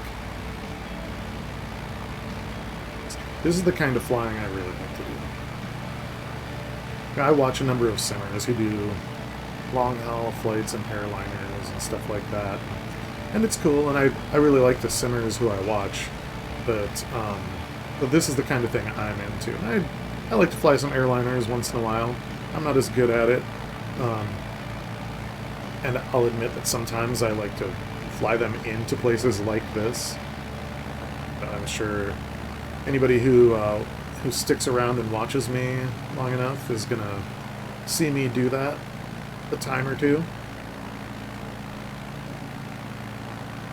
I went on a flight with, in fact, I think it was one of my first flights with We Fly Daily, who streams his flight sim stuff here on Twitch.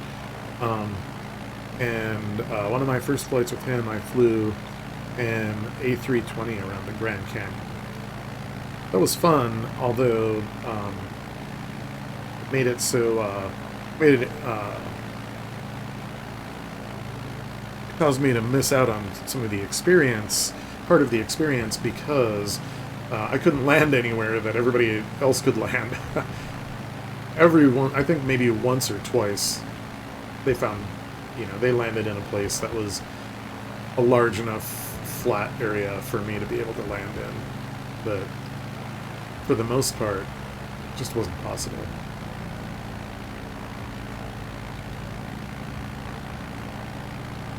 What the elevation is here.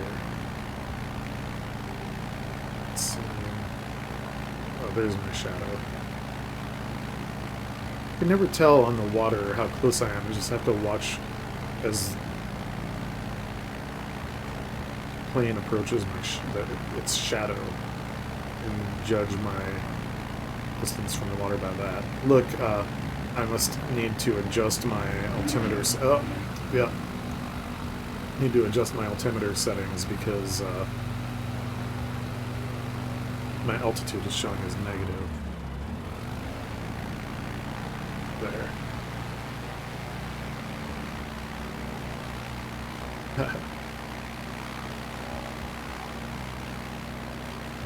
And while simulator does or at least seems to do weather pretty decently, I suspect that it doesn't do tides. I'd be curious to find out, though. But I've flown around Southeast Alaska in the sim a fair amount now, and I've never seen the tidal flats that I would expect to see in certain places, so I think that it just doesn't honor tides at all. Up here.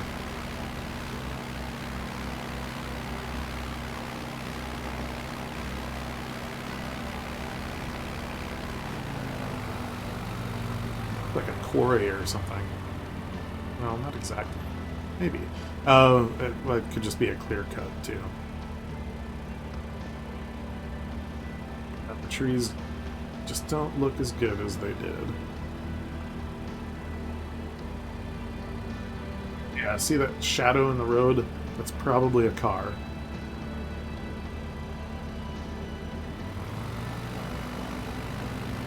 Oh, not into the trees now. Although, if you haven't flown the sim, then you wouldn't know it, but most of the time, until you get low enough, you can just fly straight through the trees. If you're on the ground, it's different. If you're on the ground, you'll crash into them, but in the air, if you have enough altitude, you just skim through the treetops with no ill effect whatsoever, except for the fact that you can't see where you're going if you're low enough, but otherwise nothing bad happens. It's one of the not super realistic parts of the sim. I remember to make a longer playlist for tomorrow. I don't have any alerts set up or anything, any alerts or any point redeems. That's one of the things I'm going to be working on in the near future. I might work on those tonight. I have some ideas. I just haven't learned how to do everything yet. I know how to set up alerts. I just haven't done it. The other stuff I need to educate myself on. Boy, my foible back there after flying out of Victoria has really made this this portion of the flight feel long, at least to me. Hopefully it doesn't feel as long to you. Take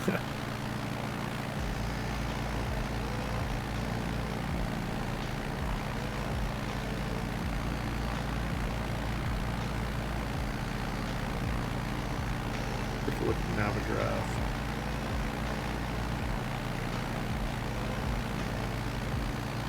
Is that true?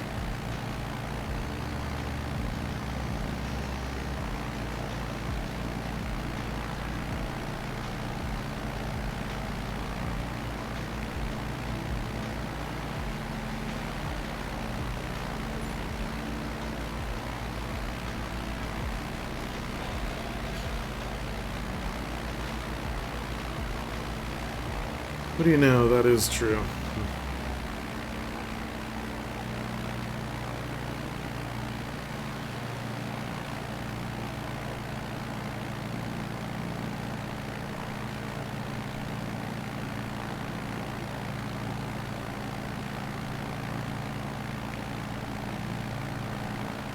Right, our next destination, which you see marked with that long ass number up there.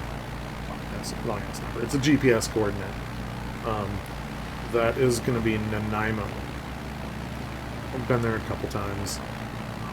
My first experience on cruise ships was my first experience working on cruise ships, I should say, was actually British Columbia cruises out of Seattle, and I did that for two or 3 weeks, I want to say, and we stopped in Nanaimo on those cruises. So it was an interesting experience, mostly because of the captain. The captain that we had when I was on those trips was the ship's relief captain. The regular captain was an awesome guy. Everybody loved him. He was super funny. He was from Massachusetts.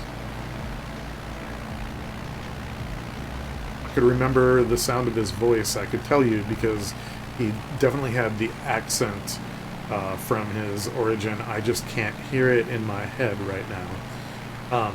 But I do think it was Massachusetts. Anyway, he was on vacation, and so I had the, shall we say, pleasure of working for his relief captain, who was a real creep. And did some not safe stuff due to a having a crush on one of the stewards. Who she had just started. She just started her job. I think she started on the same trip that I started on, and she'd never been on a ship before, and she expected a very different experience than she got. She thought she was going to be on a large cruise ship, when in fact this ship was only like 143 feet long or something like that, and carried maybe 75 or 80 passengers.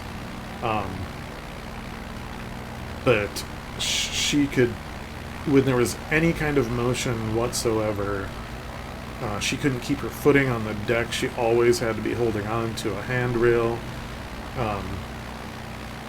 She had to be sort of handheld through everything. And it seemed like most of the hotel staff were willing to help her out that way. But they weren't really happy with like some favoritism shown her by the captain, and I don't remember exactly what the situations were. I just know that there were some things a lot of people weren't happy with. Well, eventually, one night,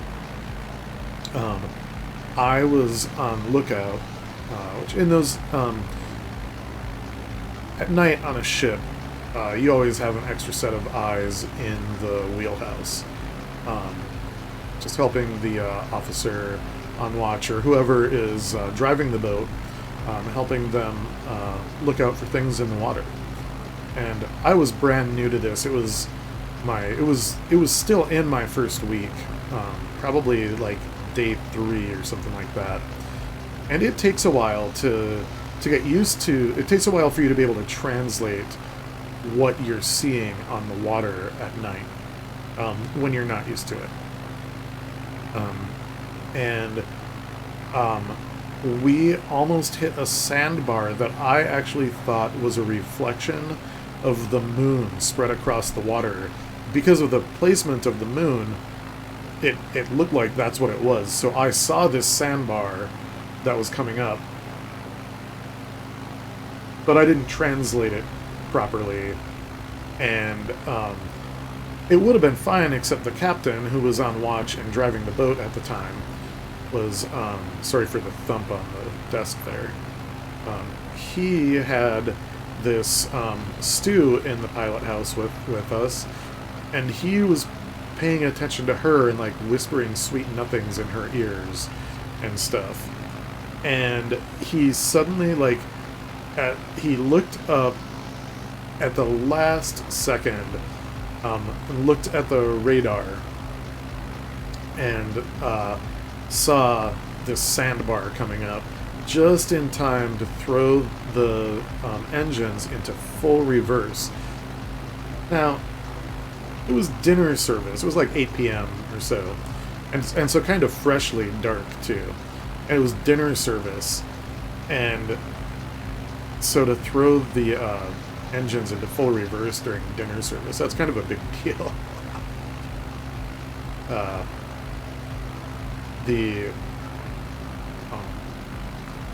Several people called up to the bridge. Several crew members called up to the bridge to see if everything was okay. The engineer came running up to the bridge, swearing.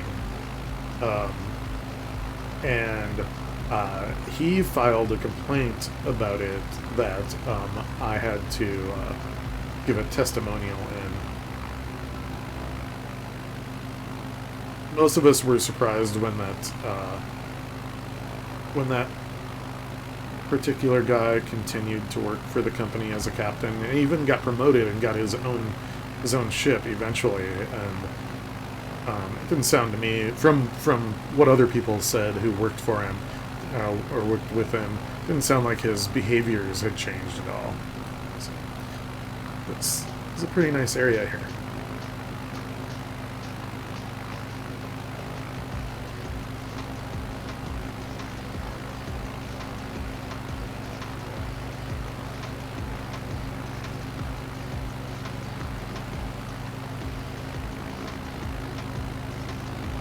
Along Vancouver Island on the left. For anybody who doesn't know, Vancouver is not on Vancouver Island. Victoria is on Vancouver Island.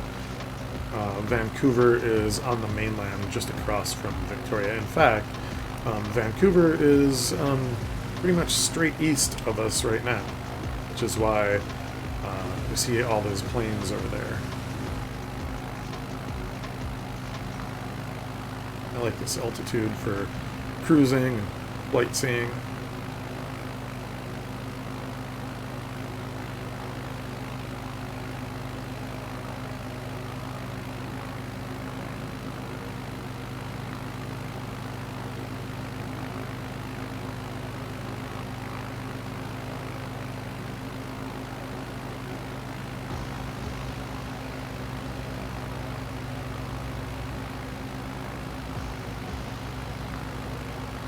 I was looking away, and out of the corner of my eye, it looked like I was about to crash. So if you're wondering,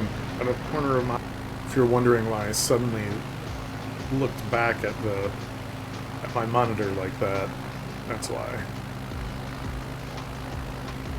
What's this here? Like a dock and a little part that might be fun to land on.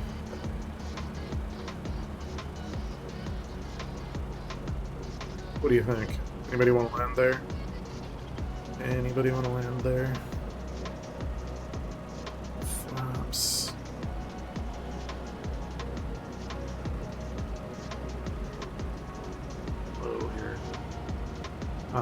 Actually, I want to land here and then...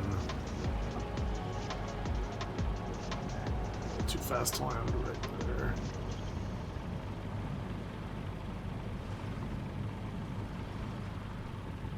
No. Stop.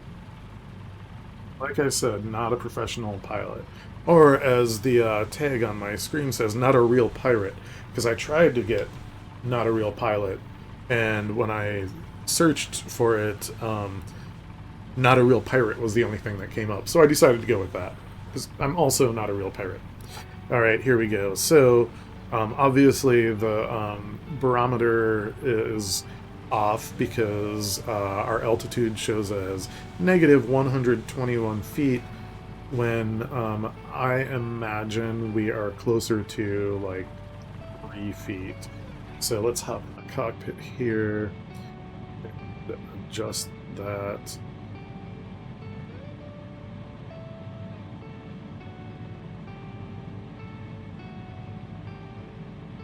Altimeter calibration.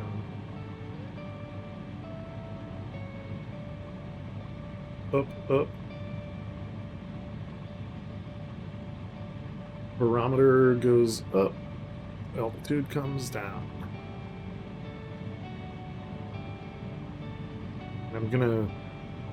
I'm just gonna raise the altitude to the 3 to 5 feet.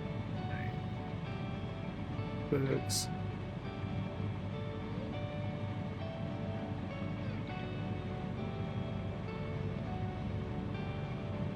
What do we think? -2.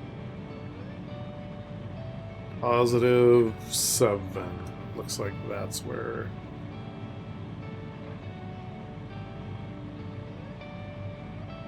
That's the range we're looking at. So we're going to go with 6 or 7, wherever it settles out there. Right. Look, these... That's funny, they cast shadows.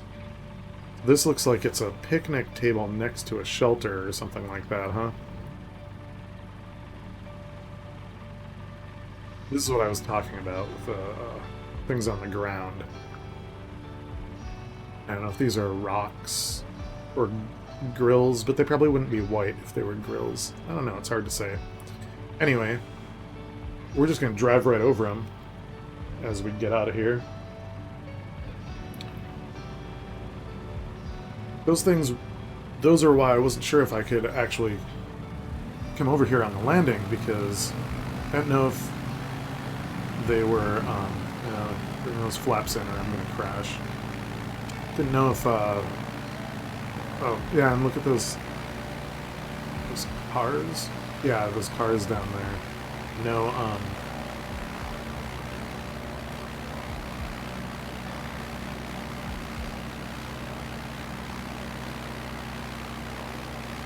no realism to that at all. Wonder where this is exactly. What do you think? Okay. Google Maps open in some tab or another. Think. No.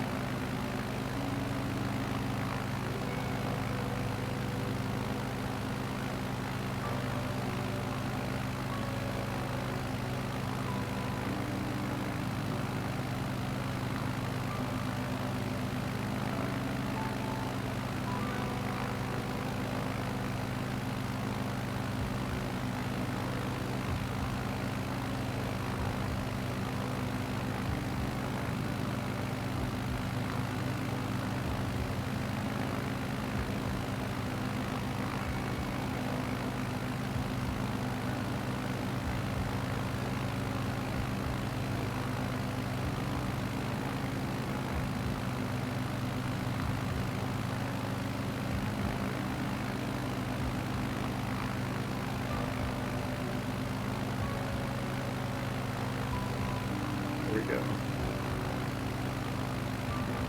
So we just passed Willie Island. Crofton, where we landed was a park by Crofton, British Columbia. Crofton, Vancouver Island, British Columbia. Never been there, except in the cinema.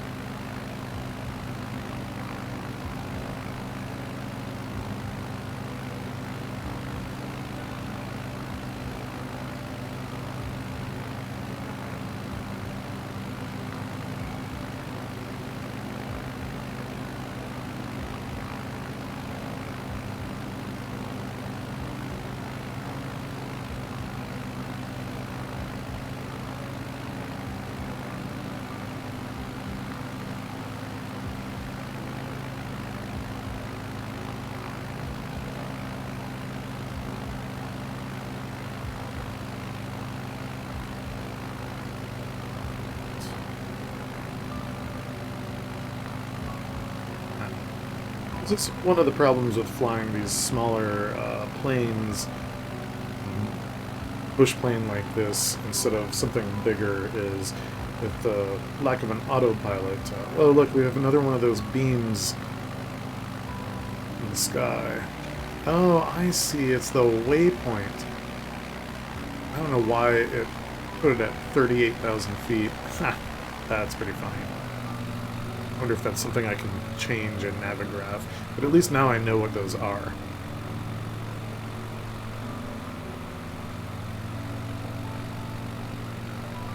Anyway, as I was saying, one of the problems with flying these smaller planes is I can't just walk away and leave it on autopilot, because the prop is just going to pull the plane to the left until eventually it pulls it far enough to the left to crash me.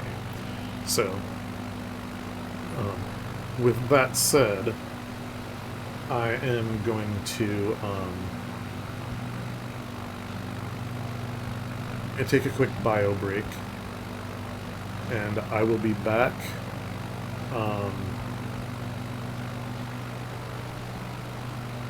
I'll be back in probably 5 minutes. You know what? Let's make it 10 minutes. I'll be back in about 10 minutes because I want to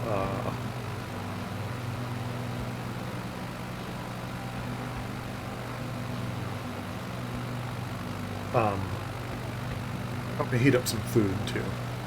So I'll leave you with a hanging airplane on pause, and hopefully we'll still have some music going as long as I set it up properly. And a be right back screen too. So I'll be back in about 10 minutes.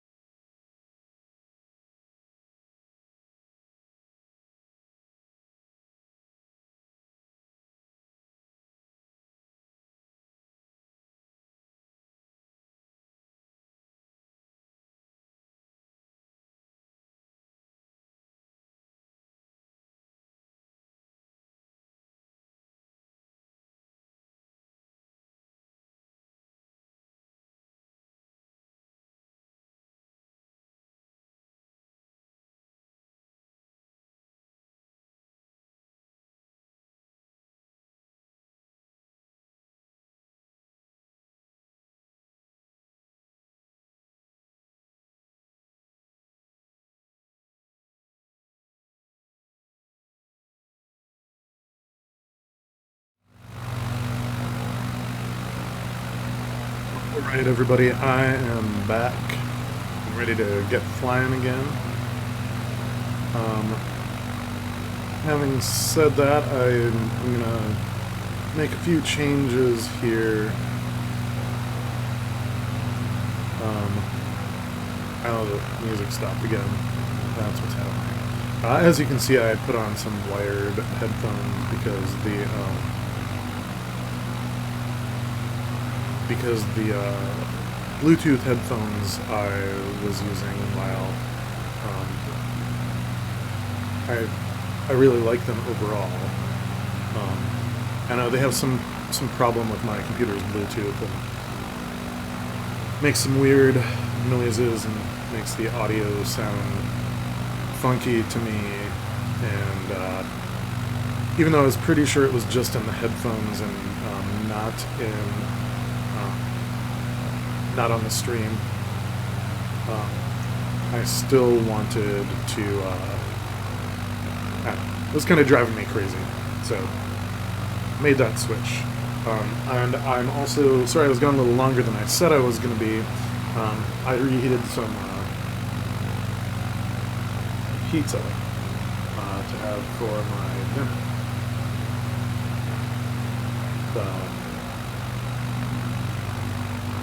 It's about 9 o'clock here. Are you hungry at this point?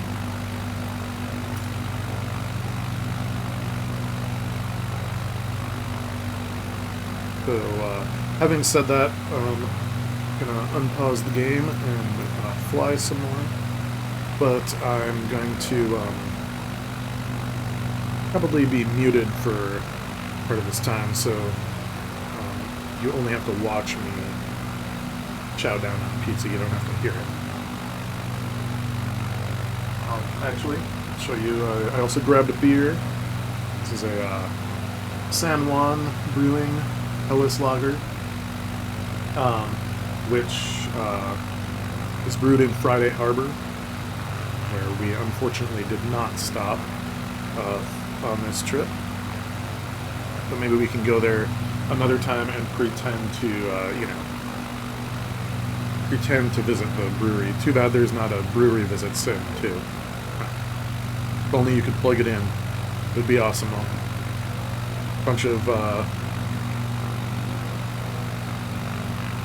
bunch of pretend pilots visiting pretend breweries and getting back in their pretend planes afterwards.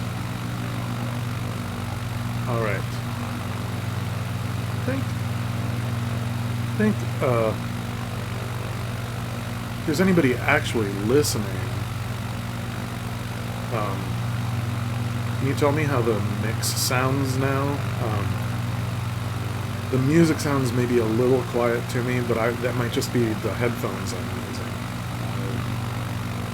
So, if anybody's interested... Oh, look at this. I think these are fish farms we're passing over. Oh no, they're just log rafts. So look, you actually see... I've been by these on the water. I just totally forgot about them until seeing them right now. That's pretty cool. It does show one of the weird things about Microsoft Flight Simulator, though, which is that often things that are on the water look okay when you are a ways above them, like these docks and boats. But when you get close, like if we were high enough, it would just look like docks and boats. But when you get close, they appear to be under the water. And I know that not every boat in the world is under the water. Even just the small boats, and obviously these docks aren't really underwater. This is cool, these houses on the shoreline here. I wouldn't mind living there most days.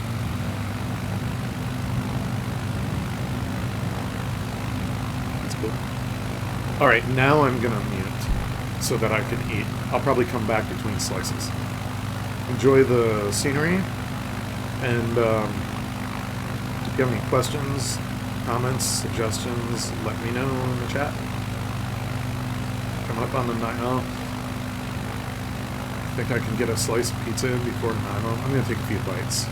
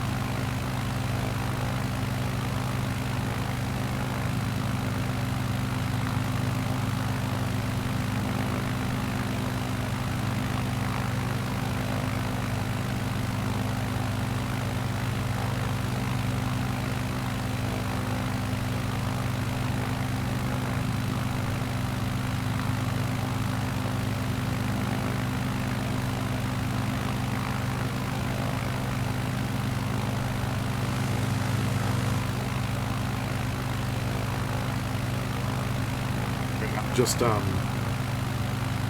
go a little farther here before I turn around and land within the Nanaimo airport.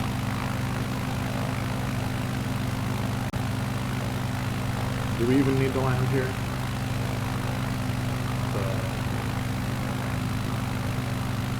Let's take a look at the map again. Let's see.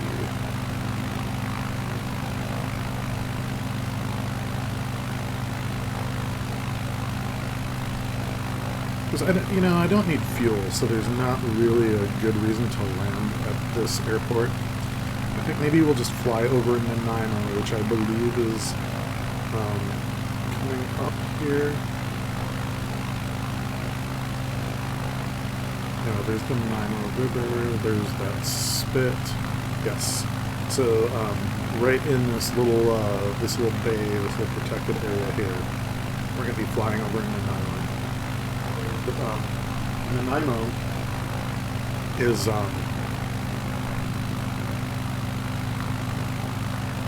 if you've never heard of the town of Nanaimo, perhaps you've heard of Nanaimo bars, which are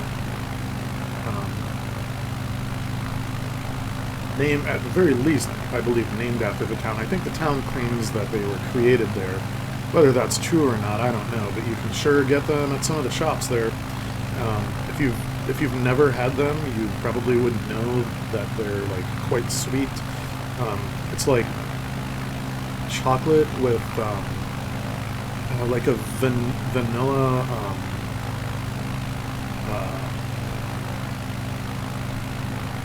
like a vanilla pudding kind of thing. Sometimes they have coconut. Sometimes they don't. Sometimes they have some kind of like nuts. Sometimes they don't. I used to love them. These days they're just way too sweet for me anymore. But Google it. It's Nanaimo. You can see it on the screen there, actually, if you wanted to Google it. There, where it says Nanaimo Harbor Water Airport. Just Google Nanaimo there, and you'll find the Nanaimo bars. If you Google Nanaimo, I bet Nanaimo bars will come up higher in the results. Now I'm going to mute my mic again while we fly over Nanaimo, and I munch on some more pizza.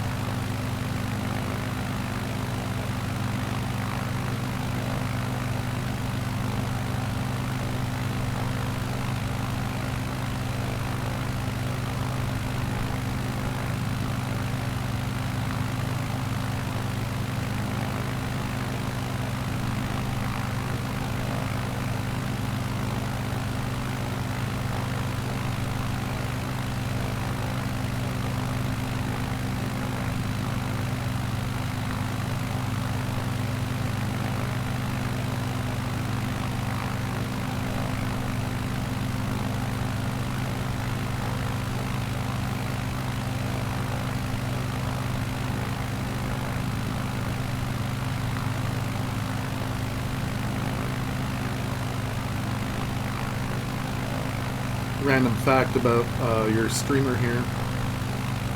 He doesn't know how to eat pretty much anything without hot sauce. Pizza's no exception to that.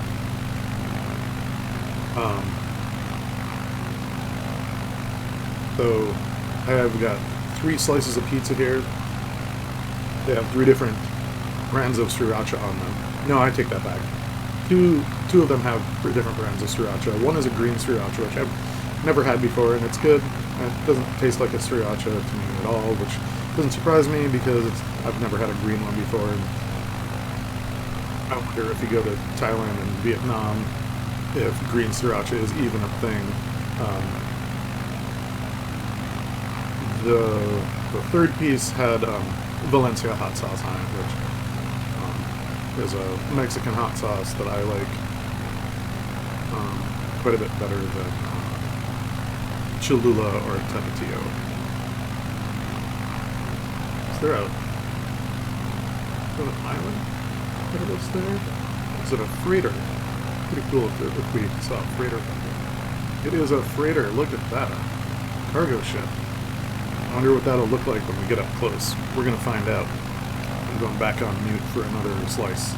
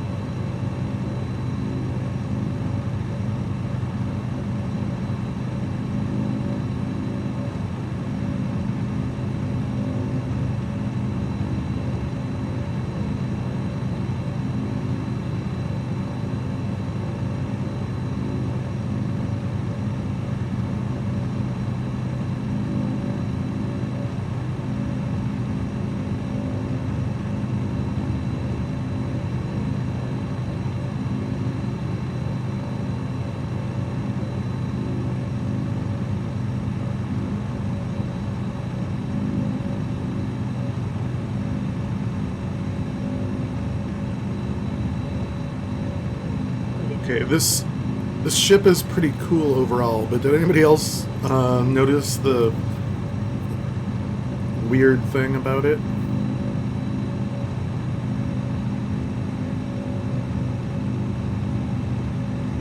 I'm gonna fly over it again and see if it's a real thing or if I'm just imagining it.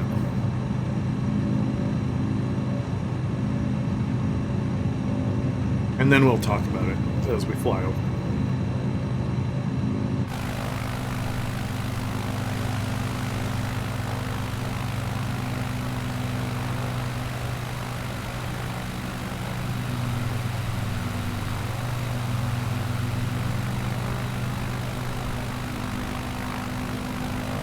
Yeah, check that out. You see this? It's got, like, prop wash coming off the bow. So the sim... Yeah, that's hilarious.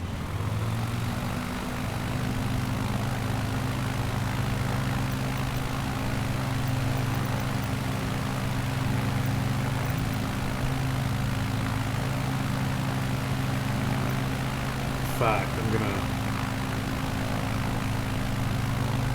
record this, but I don't have the recorder turned on.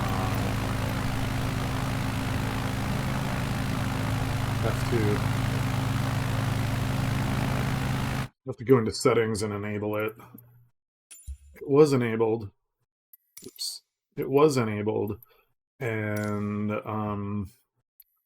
somehow it got disabled. So turn the replay tool on. Save. Back.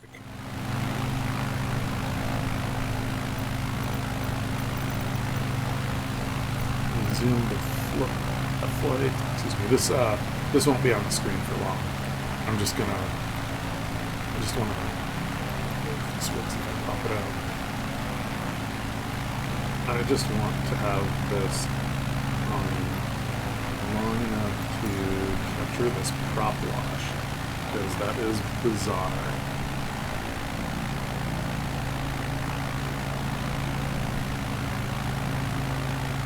Because the truth is, even if this ship is in reverse, prop wash is still going to come off the stern where the props are.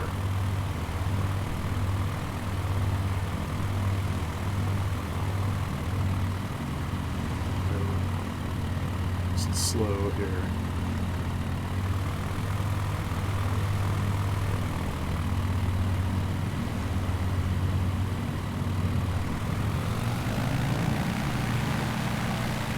When I first spotted that, I thought it was, first I thought it was the ship's wake. And then I thought it was, and then I thought maybe it was, like ripples from the, current. But as soon as I got that close-up look, it was pretty obvious that it's prop wash. I captured that just because it's pretty funny to me, having worked on boats.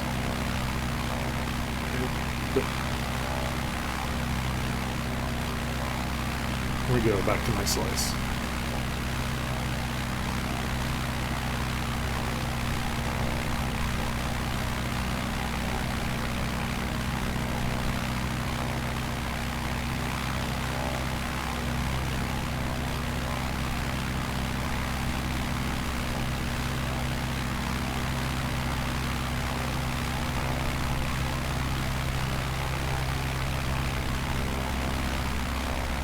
Oh, hi, Aviator Spencer. Welcome to the stream. Welcome to British Columbia.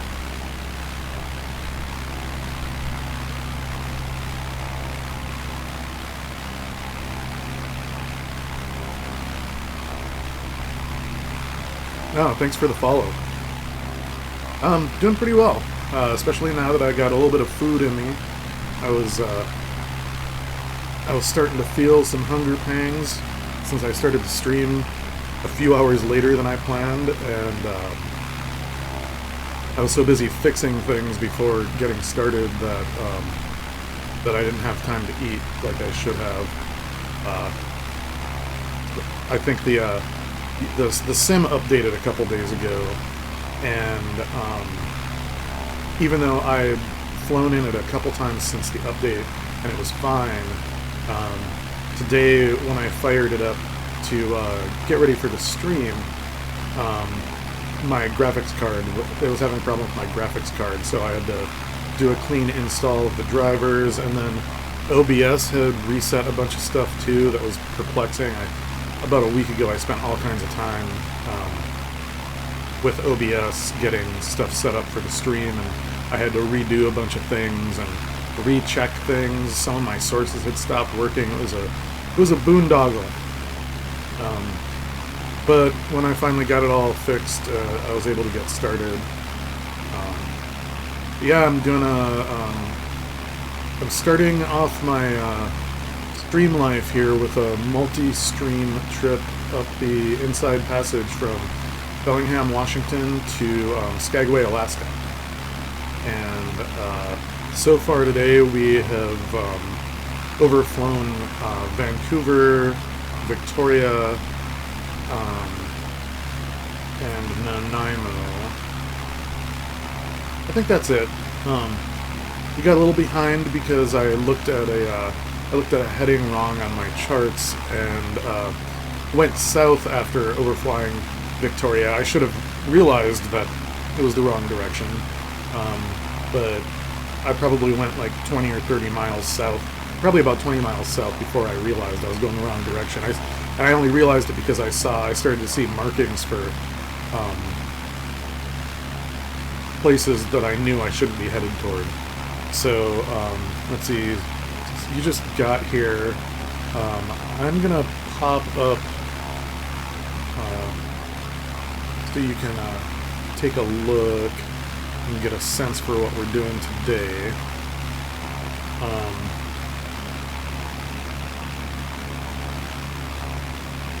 Try not to crash while I focus on this for a second.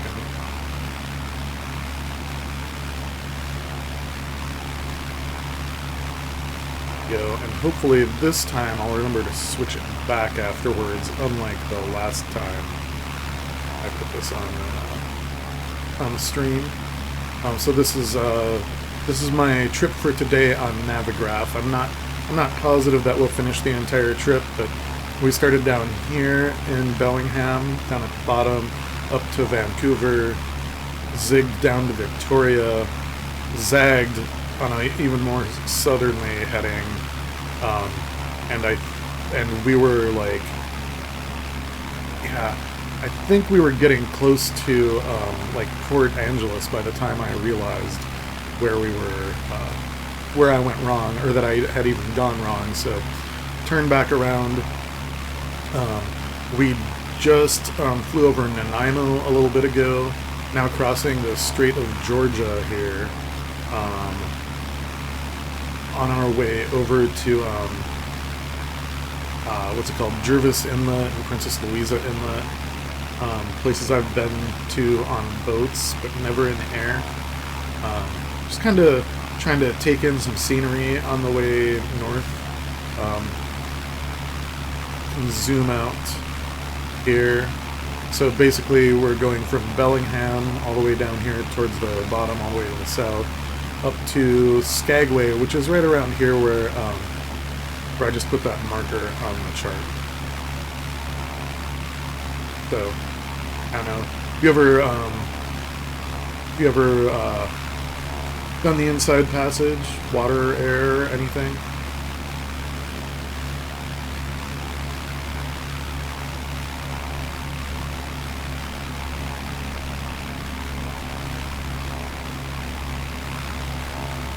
There we go. This time I remembered to change back. Yeah, last time I pulled the Navigraph up, or the chart up, I accidentally left it on that for like 10 minutes before I realized it, and I talked about one of the places we were flying over and stuff, and then realized it was kind of pointless because nobody could see it. Rookie mistake, I guess. I'm okay with that this time because I am a rookie at this.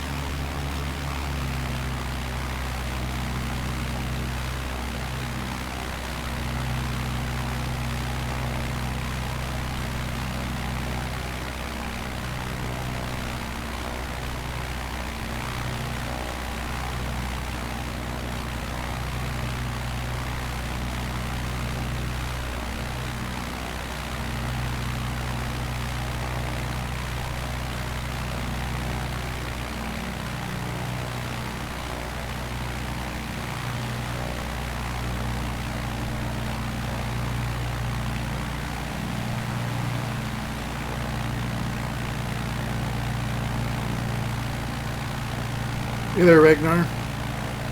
Thanks for stopping in. I'm doing pretty well. Just eating a little pizza while I fly in British Columbia here. How are you doing?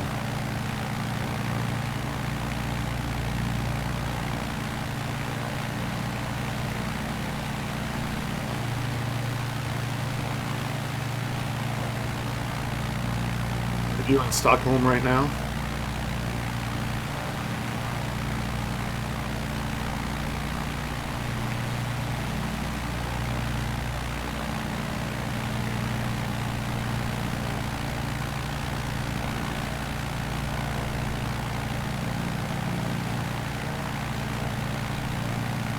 Well, welcome from Stockholm. Is it cold there yet?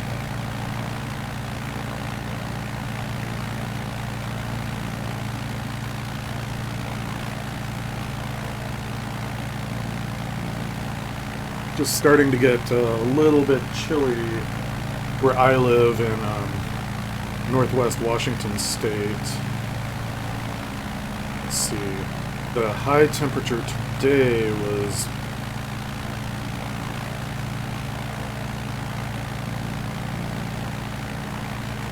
high temperature today was 61 degrees Fahrenheit, which looks like is 9 degrees Celsius. So not cold. I mean, in fact, I really like that temperature, but it's the temperature where people here start to complain about how cold it is. And I think it's just very pleasant, but it does mean the evenings are getting cold. No, I'm sorry, 61 degrees is not 9 degrees. Right now, it's currently 47 Fahrenheit, which is 9 degrees. All right.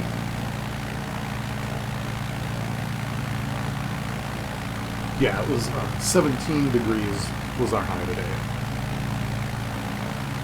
Oh, so right now you have the same temperature as us, basically. That's kind of funny.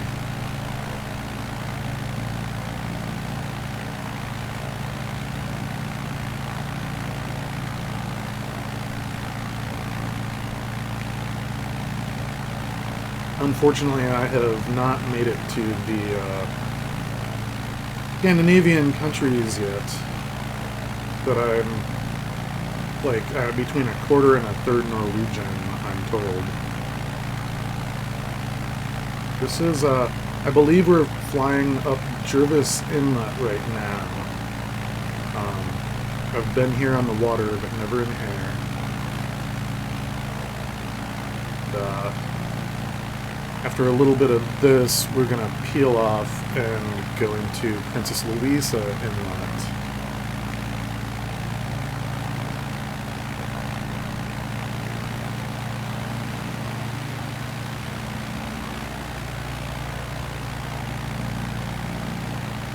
Yeah, I've never been to Norway. My grandfather on my dad's side, his family was Norwegian, and my grandfather had the accent to prove it. But I spent a lot of time in a little town in Alaska called Petersburg, and the town's motto is Alaska's Little Norway, and they it was established in like 1898 by Norwegian fishermen and their families, and they still maintain some old Norwegian traditions. They do old folk dances that I guess aren't done in Norway anymore. They I think almost every little girl in town has a bunad. There's rosemowing all around town. We're gonna visit that town on this trip, but that won't be for another 4 or 5 streams probably.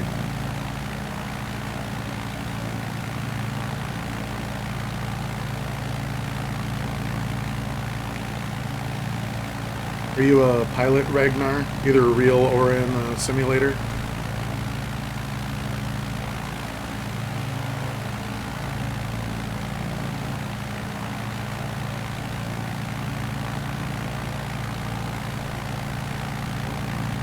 see, I was wrong. This is not Jervis Inlet yet. We're just between some islands. And we're going to come out of this island into this little sound head and kind of shoot straight across the sound into Jervis Inlet. Oh, you are planning to get your license. Cool. It's I'm not planning to get my license. I just enjoy doing it in the sim. I especially like to fly in scenic areas. The graphics in the sim are good enough to really enjoy looking at places I've never been, or in some cases places I have been. Oh, this is cool over here.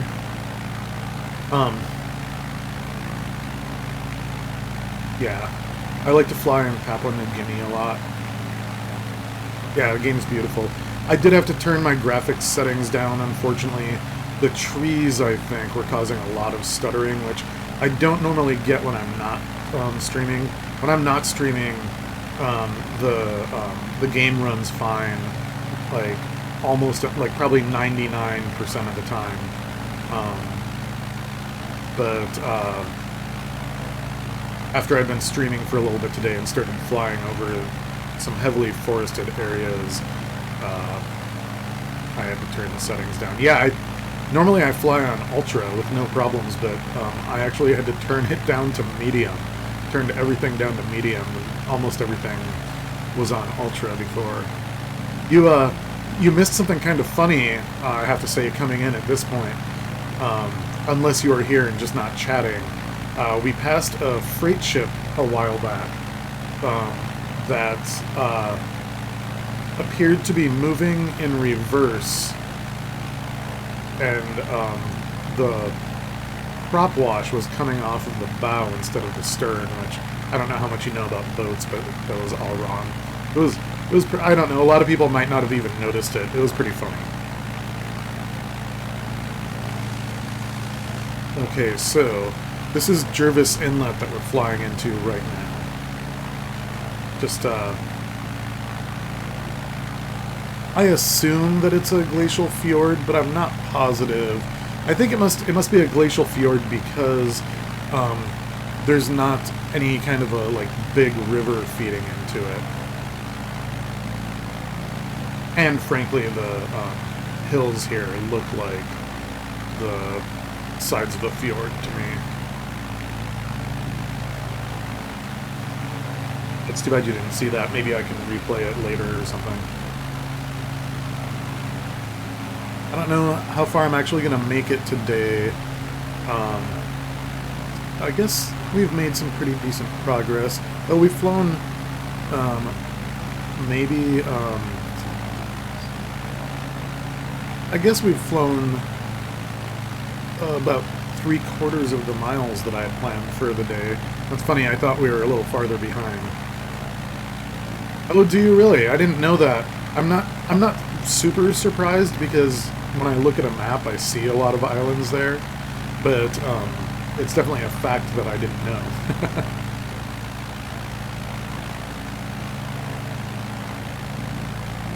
Have you been to any of the islands there? Yeah, a lot of really small islands on the map. I know I have a friend who spent some time who spent some time in Norway a few years ago, and she went to some backpacking trip that went to some of the coastal islands there, and her pictures were amazing. And she's actually from Alaska too. Oh, you live on an island? Cool.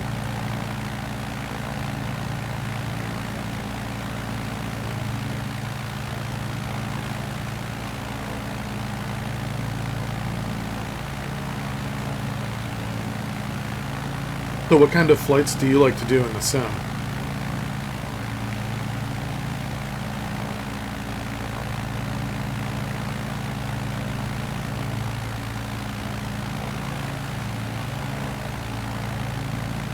Oh, gotcha. You know what? I didn't realize that Stockholm was on an island.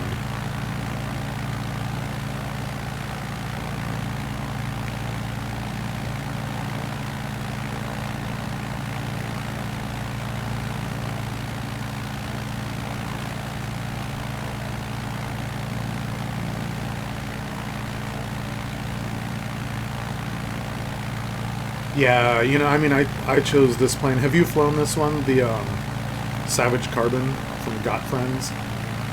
I chose it because it's an extremely lightweight plane, but it's still got the power of like the Cub. Um, it's got big tires for landing in the bush. Oh, okay, okay, I understand.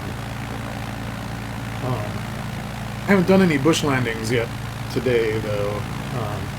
I don't know if I see someplace good, I will definitely, I'll definitely land. Yeah, I've heard good things about the Kit Fox. I just don't spend much money on planes because, well, frankly, right now I don't have the money to spend. So every once in a while I'll spend a few dollars. I did pick up the PMDG 737-600, but I haven't really gotten to know that plane very much because I bought it and then I started flying this plane and I loved it so much that it's just what I'm into right now. I'll take a few days in the near future and get to know the 736 and do some flights in that eventually. I probably won't do any long-haul flights on the stream. I don't particularly enjoy watching streamers do long-haul flights. I think the longest flights I enjoy watching are maybe 2 hours, and so I'm also not really interested in doing long, like 5+ hour flights on my own. Just not. If I decide to fly between 2 points in an airliner that are farther away than like an hour and a half, I will usually take off and then fast forward the flight to the top of descent because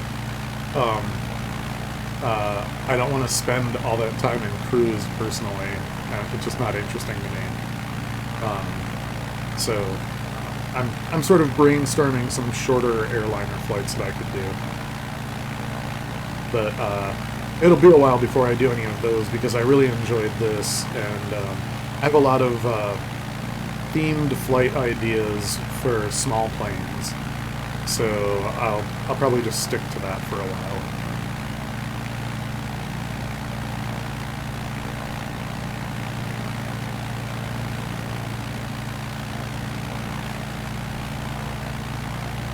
Beautiful up here.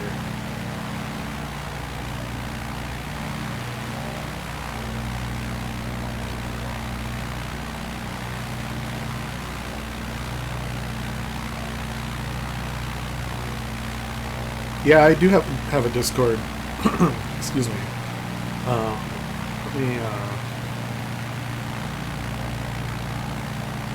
me get you a link. Because I think I forgot to put it down in the panels below. And I don't have any bots set up yet or anything. So.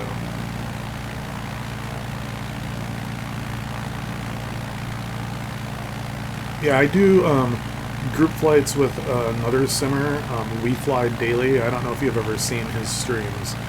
He's on right now. I'm sure he's doing a group flight. It's actually because of those group flights that I decided to start streaming. Because I had so much fun, and I had a lot of ideas for places to visit, places to fly. So I decided to start streaming too.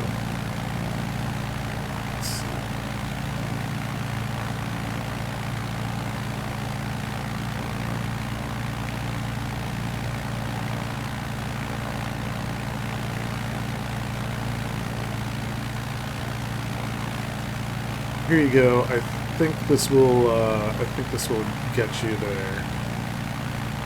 And yeah, it'd definitely be cool to have people fly along.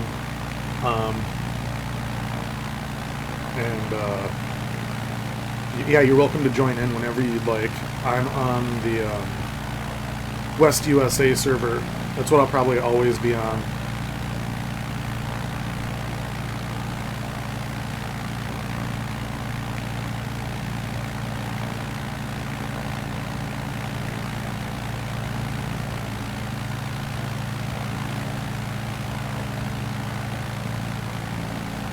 Cool. Yeah, I'll be back on tomorrow at, I think I decided I'm gonna start, as long as I don't have any more technical difficulties, I'm gonna start at about, 3 o'clock, Pacific time, so 1500 Pacific time, 15 hours. I don't know how you say it in Sweden in particular. So whatever time that is for you. And I'm just going to pick up wherever I stop today, which hopefully will be Campbell River, but we'll see if we actually get that far. After this is a detour, it's not on the actual flight path that I planned out. So this might add enough time that I just stop at the next waypoint. And then by tomorrow, I'm hoping that I have the entire flight plan made up all the way to Skagway, and that way, whenever I jump on, I can just stop at whatever waypoints I feel like stopping at.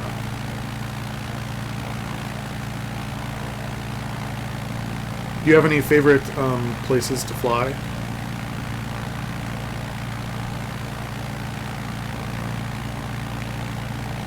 Oh, are you like a sportscaster or sports reporter or something?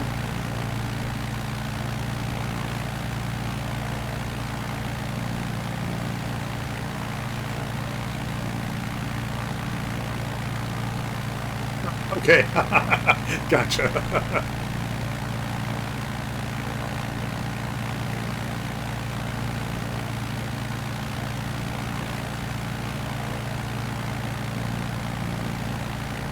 Your favorite teams this year?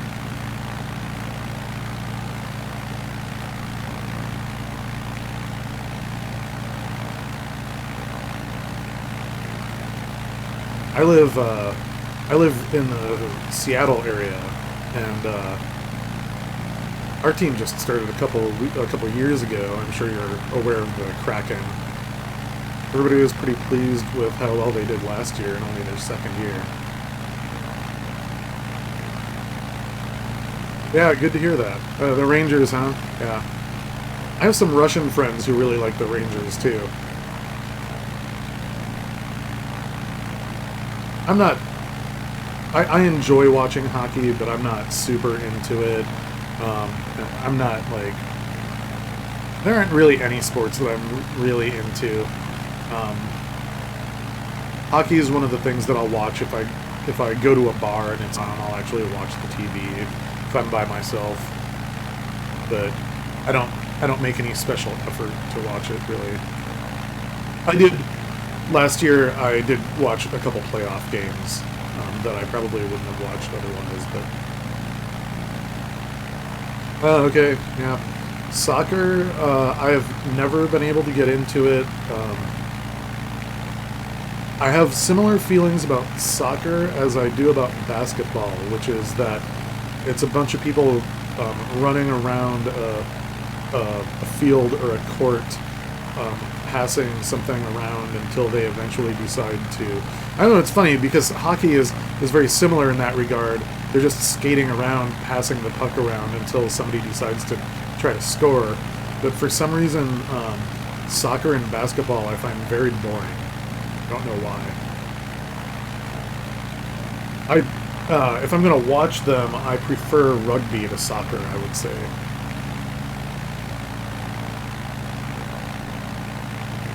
My friends in Seattle, though, are huge Sounders supporters. Almost all my good friends in Seattle are season ticket holders and go to tons of matches every year. Oh, so you really are just a gambler then, pretty much.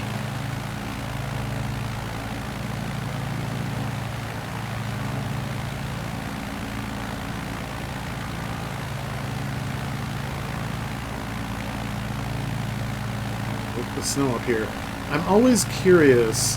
Let's see. Sounds like a fun second job. I'm always curious how how much snow is actually on the ground versus how much the sim thinks there should be, because the mountains here aren't really that tall, and look at the snow caps on that one there. And we've only gone, what, maybe a couple 100 kilometers north? Maybe not even that far. Probably about 200 kilometers north, I bet. And there's that much snow already. Yeah. You know, the snow in Alaska changes, at least somewhat seasonally. When I flew around Juneau in July, there was definitely more snow on the mountains than there should have been, but it wasn't a lot. And when I flew there in the winter, there was snow on the ground and in the mountains.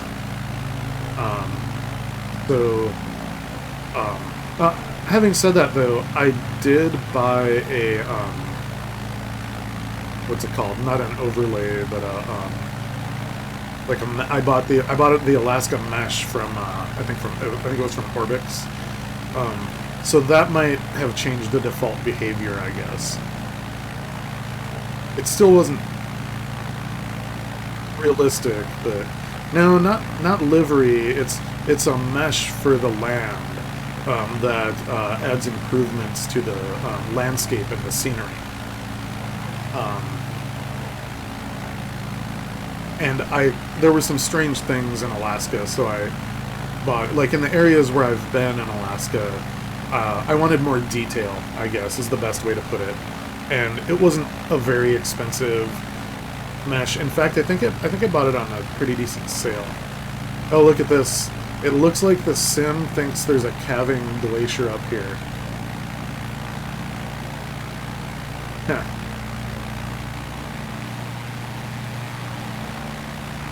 Pretty sure there's not a glacier at the end of Jervis Inlet, although I could be wrong.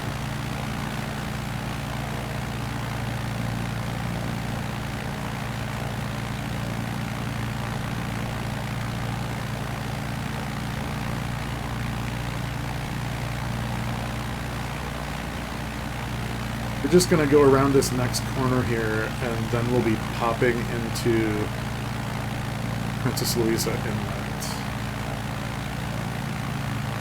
Yeah, it is beautiful. Oh, no. Is that supposed to be ice?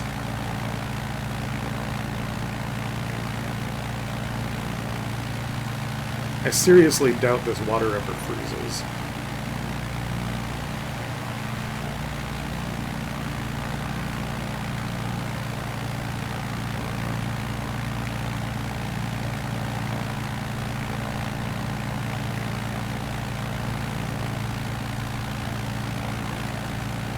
That ice, or did somebody's washing machine overflow into Jervis Inlet?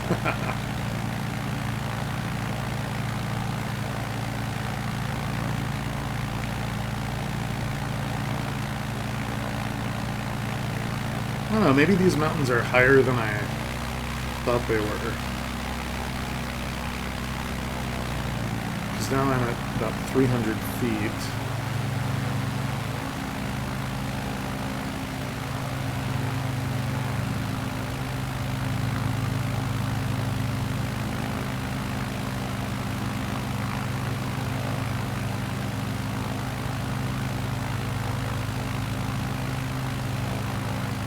Oh, oops. How did I miss the turn?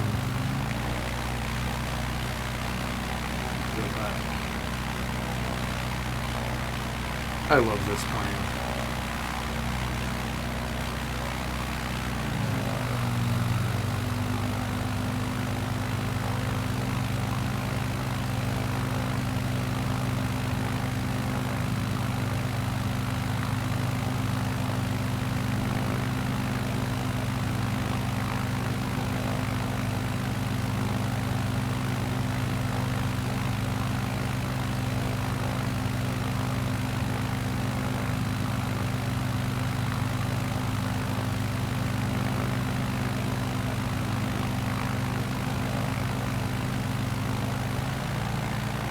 speed up till we get to Princess Louisa.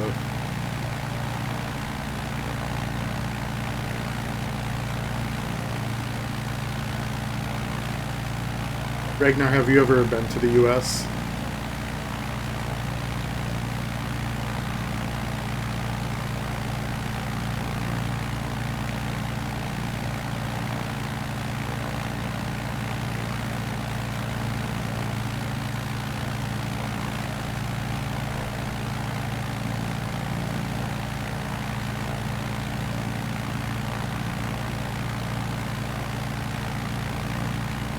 Oh yeah, many times. Where all have you been? Do you have any favorite places over here?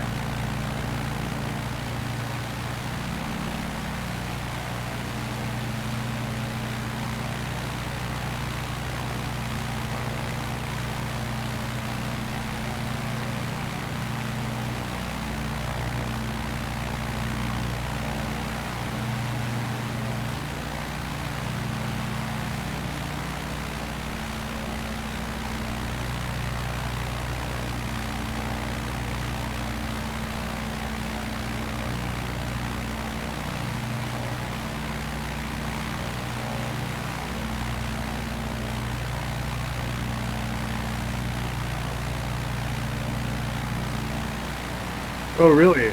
Well, I'm guessing you go to Vegas for gambling, but maybe also the shows and the food. I've never been there, but I have a lot of friends who love it. What's a gumball race? I mean, I'd Google it, but that would really take my attention away from the stream.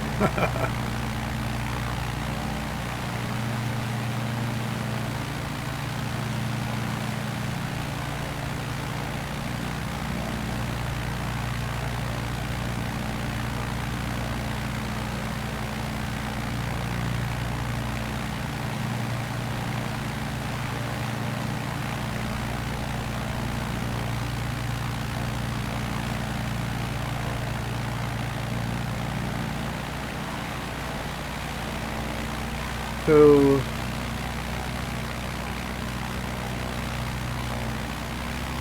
is this it over here? I missed it again in the other direction.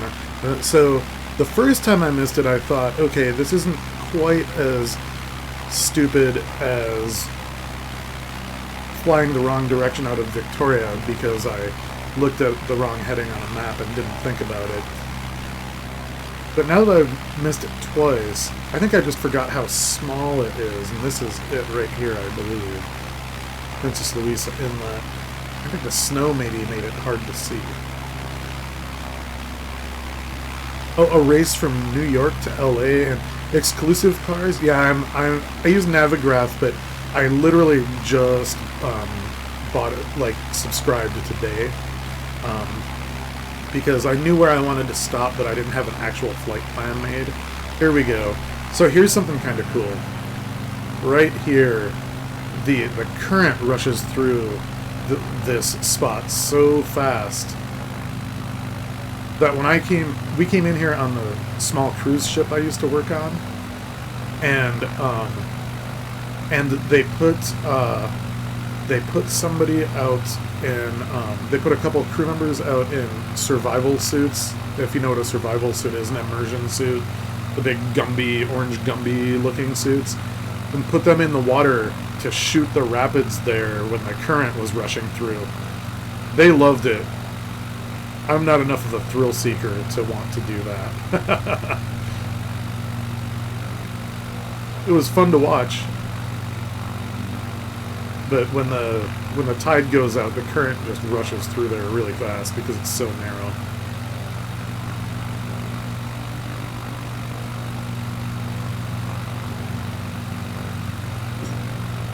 This snow looks really dirty over here.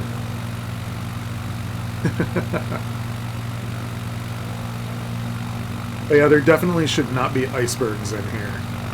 Ha. In fact, at the end of this inlet, there's a rocky beach, and you can go ashore and hike around. That's what we did here.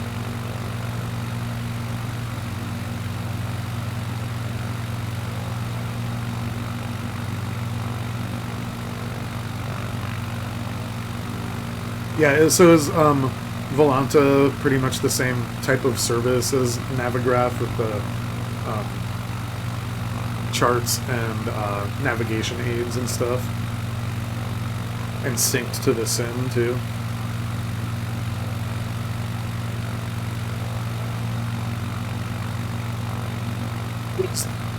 Is that like, is the Google Maps for Flight Sim, is that like, is that a separate app or is it a plugin? I've never even heard of that.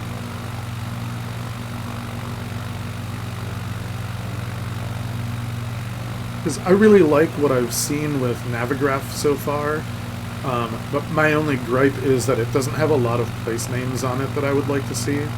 Because, you know, it's not meant for mapping purposes, it's meant to be a chart for aviation, so... oh yeah, here we go. This isn't quite how I remember it looking back here, but, you know, can't expect the sim to be perfect. Oh yeah, go for it, post a picture in there. I don't think you'll need any special permissions to post a picture. If you do, let me know. Alright, we're just gonna fly up out of here and turn around and have another bite of pizza.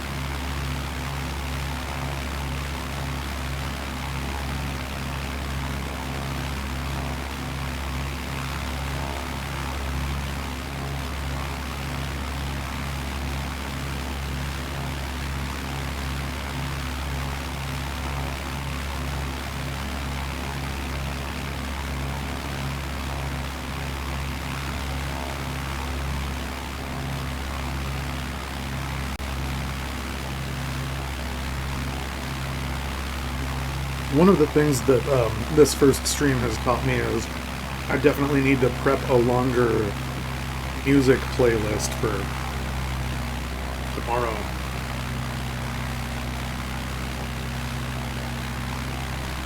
Oh, I finally see the repeat button. I'm using Epidemic Sound for music,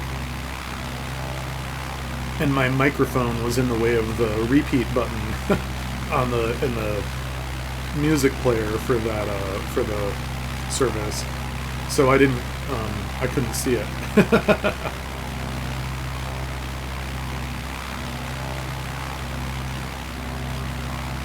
Well, Ragnar, what do you think? Should I just fly over these mountains, or should we fly out of here the way we came in?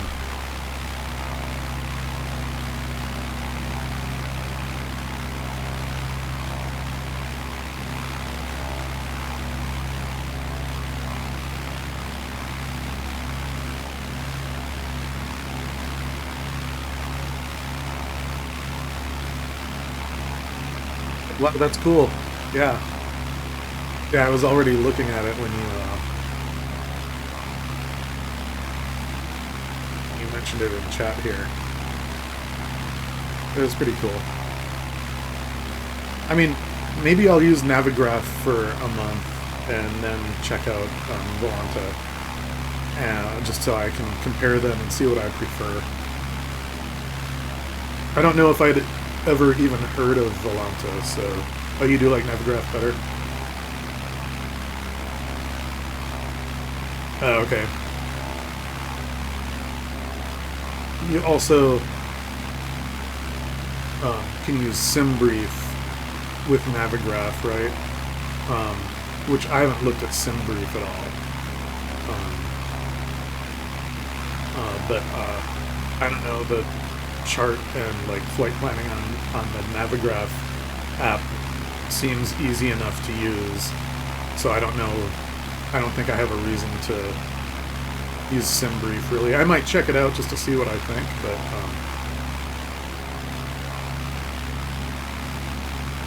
I have a feeling I'll just stick with Navigraph. You don't do SimBrief?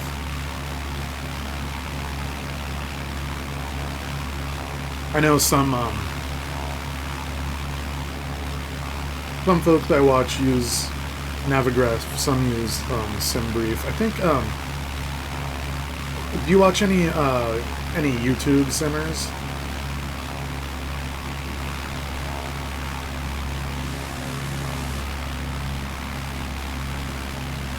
Oh, these mountains are beautiful. There's one I watch, V1 Simulations. He's an actual A320 pilot who lives in Texas, and when he's home, he streams some flights on Microsoft Flight Simulator. Right now, his flights are in Australia and New Zealand. He did a tour of South and Central America a while ago.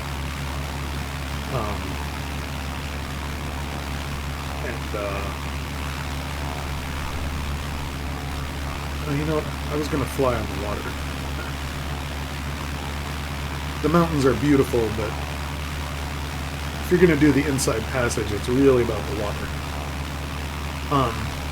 Yeah, anyways, V1 Simulations he's really good, he's fun, he's really knowledgeable, because he's a commercial airline pilot.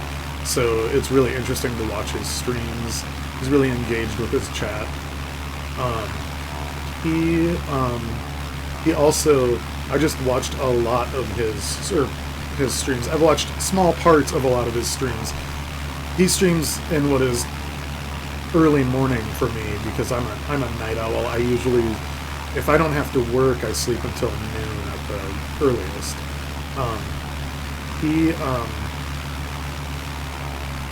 He had to update some certifications to keep his flight status, his active flight status, but something like one of the tests he had to take got canceled, and then he wasn't able to schedule it. He wasn't able to get a slot for the test for 6 weeks. So he had 6 weeks where he couldn't fly. So he streamed like 5 days a week.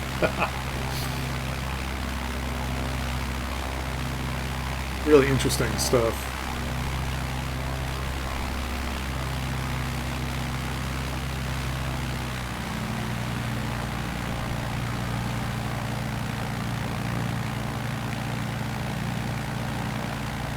So, you know, a lot of the U.S. is flat, too.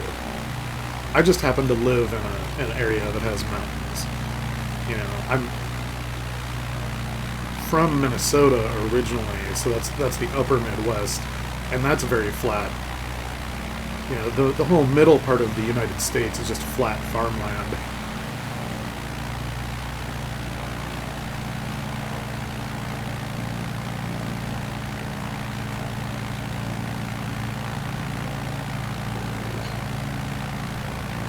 Fly over these mountains just to get back out on the water.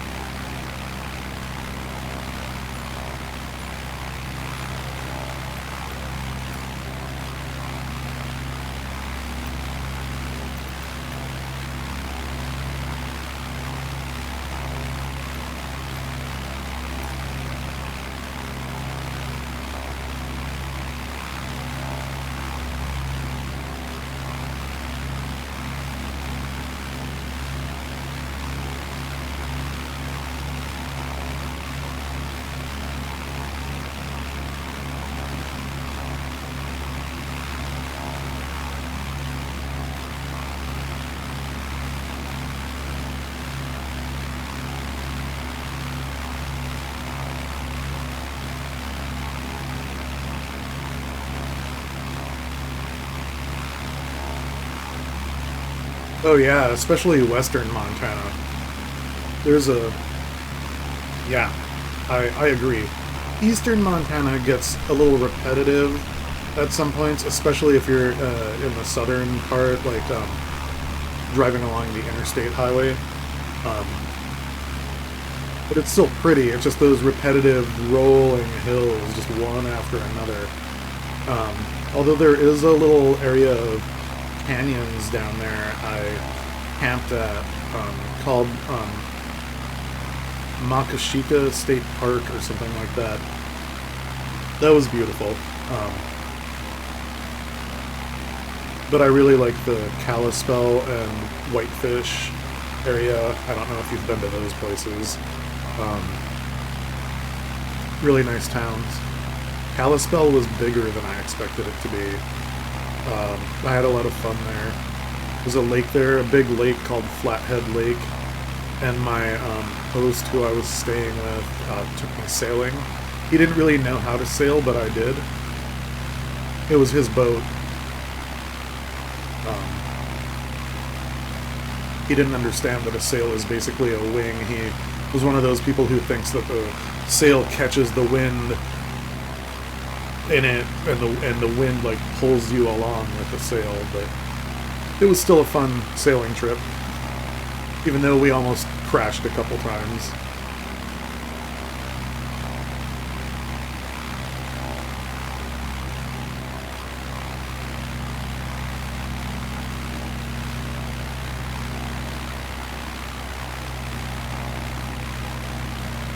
A few years back,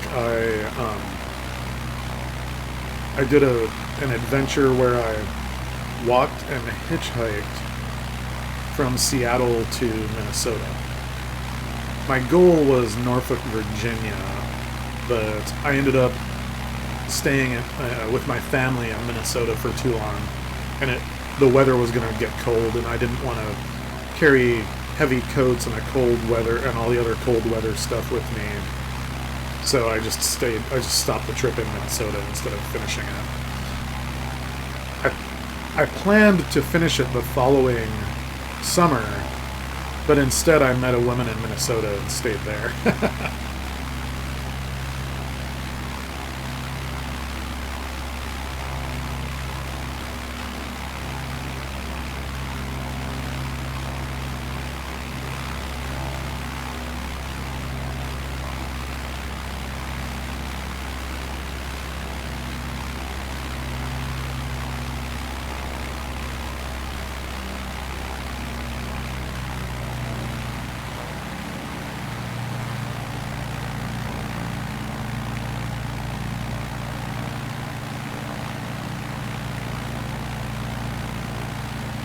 What controllers do you use, Ragnar? I use the cheap Logitech 3D Pro stick for planes like this that use a stick. I also have the cheap Logitech yoke and throttle control, throttle quadrant setup. I don't have any rudder pedals, which is too bad, but at least when I'm using the stick I can twist it for rudder control. It's sometimes a nuisance in the air if I inadvertently twist it.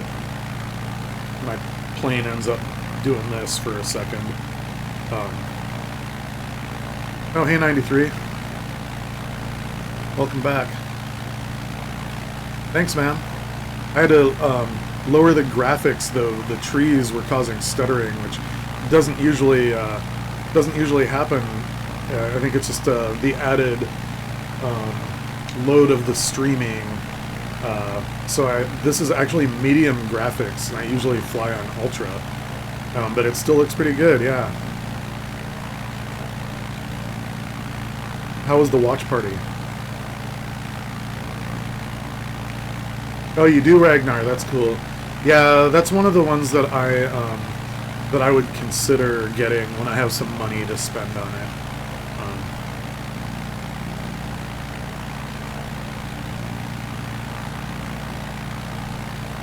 Yeah, it's funny. The sun is almost as blinding as it would be in real life if you were flying into the sunset. Or driving into it or whatever. But the glare off the water, that might be one of the more realistic things I've seen in the sim. Yeah, let me know when the watch parties are going on. I'll come to a watch party sometime.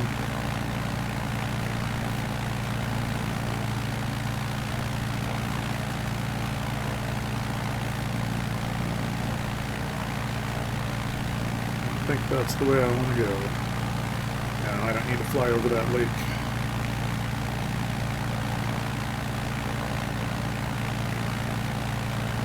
I don't think we are.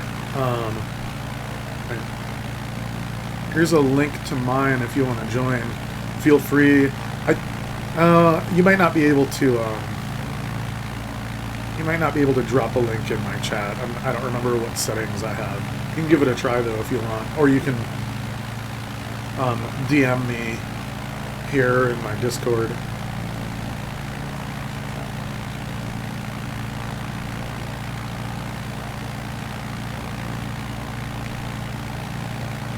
Alright, Ragnar, thanks for chatting for a little bit.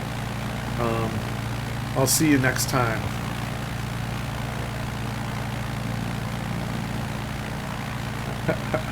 '93, I guess the palm didn't like you saying you would shoot me.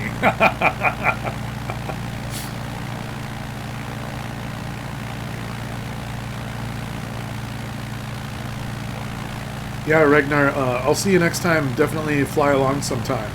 Be fun. Enjoy your breakfast.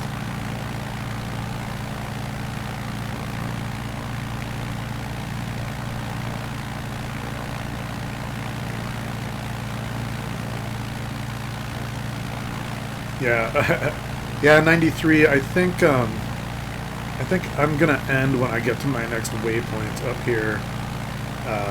I pulled a We Fly Daily. And after I flew over Victoria, I looked at Navigraph and got a wrong heading and went the wrong direction. It probably added like 25 or 30 minutes to the trip. I was almost to Port Angeles, Washington before I realized what I had done. In fact, that's why I realized it. Yeah, Ragnar, I will. In fact, I'll just make a stream announce channel there and post there. Good to see ya.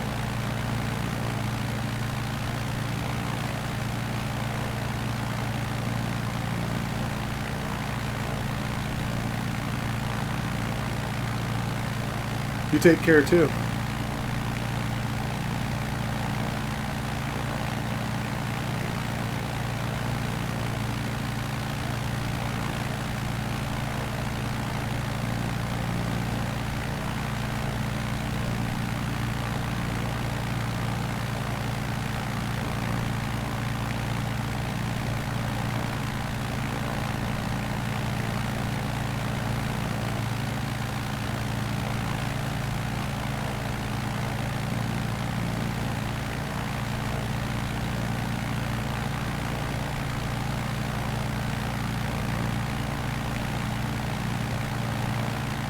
Oh, weird.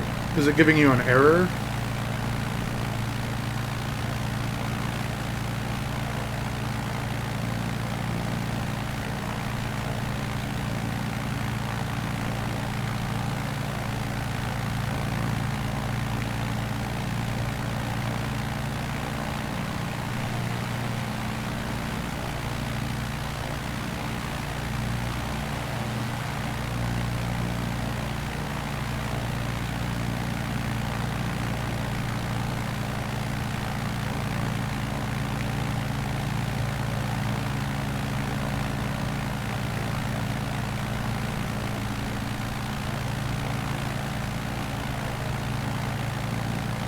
You know, I've had that problem before too. I've had that problem before too, and I use Opera GX. So maybe there's something weird if you're not using Chrome. Although Opera GX is a Chromium browser, so I don't know. But I've had that problem too, and I don't think I've ever had a solution. I just attempted multiple times until it worked. Oh, look at this! I didn't see Powell River Airport on the chart.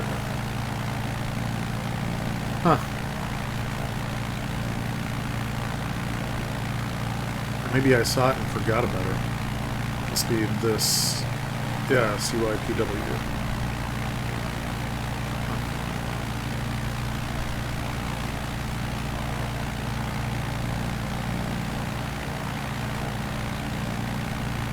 Yeah, I'm not sure. Yeah, weird issue. Yeah, who knows, maybe tomorrow it'll work for no reason whatsoever.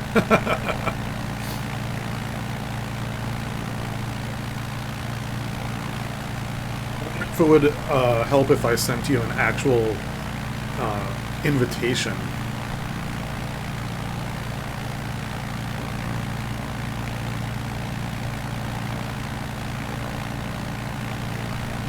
What am I doing all the way up here?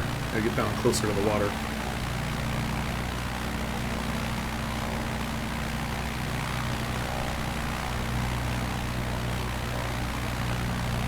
Yeah, I think I'm going to end at my next waypoint up here, which I should get to. It's like, I have to fly, 26 miles, so I should get there in like 15 minutes or whatever, and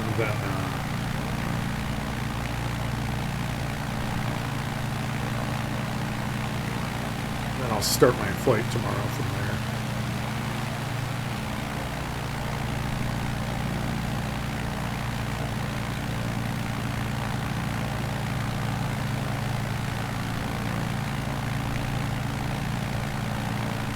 Yep, it worked. So I'm in yours. I'll send you an invite after I land. Oh, there's somebody flying with me. Who's this?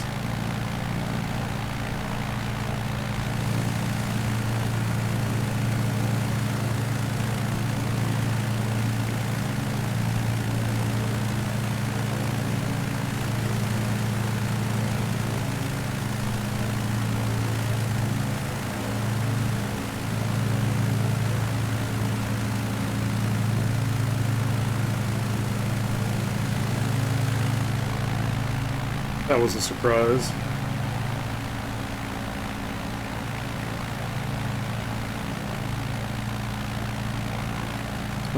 Yeah, it is.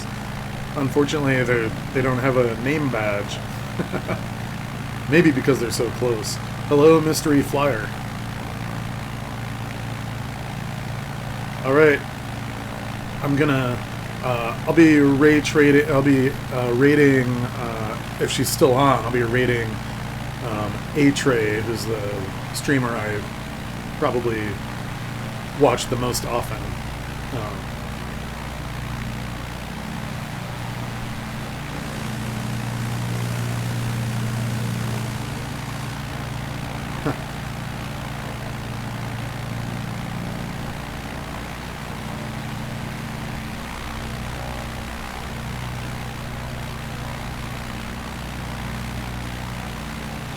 Cool. Yeah, she's great. She plays a lot of cool games.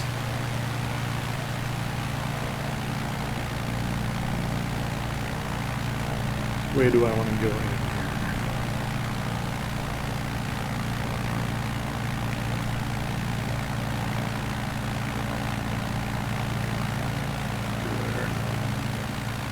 Alright, enjoy getting your work done, lurking. I'll see you next time, man.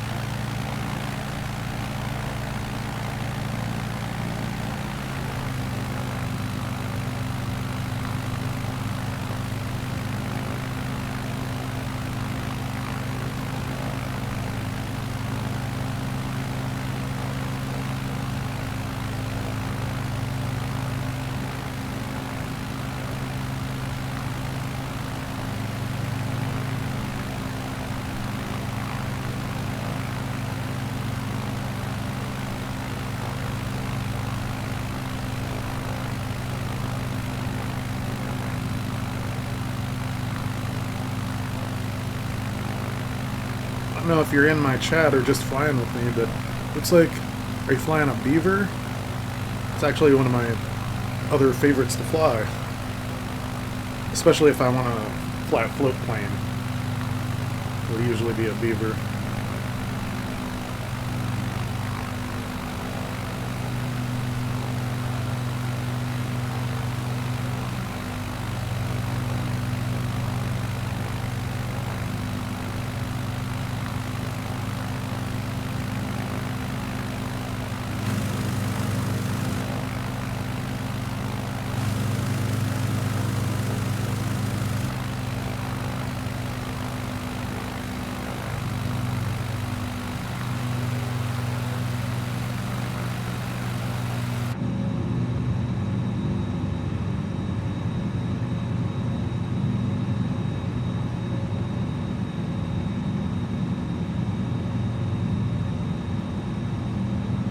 Well, I think we're getting close to the end of my stream here.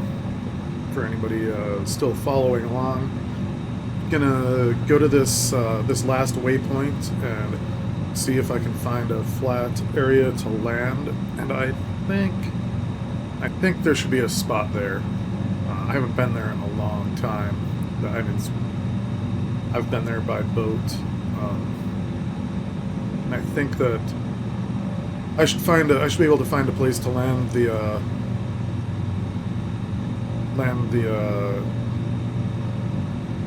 good old Savage Cub in here.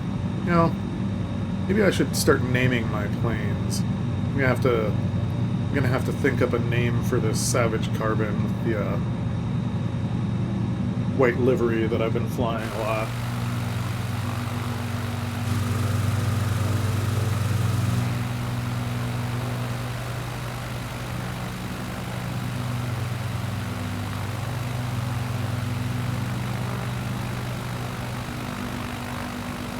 So pretty in here.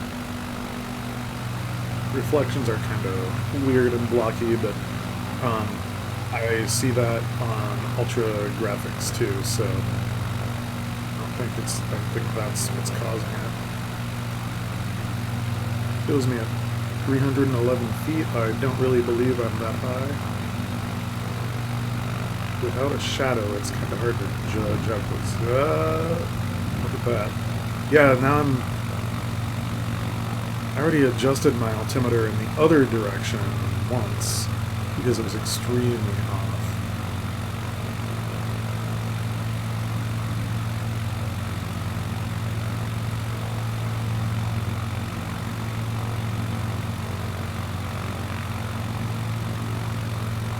I should be just a few feet above sea level. This little outcrop. Do I still have my follower? Oh, I do. Cool.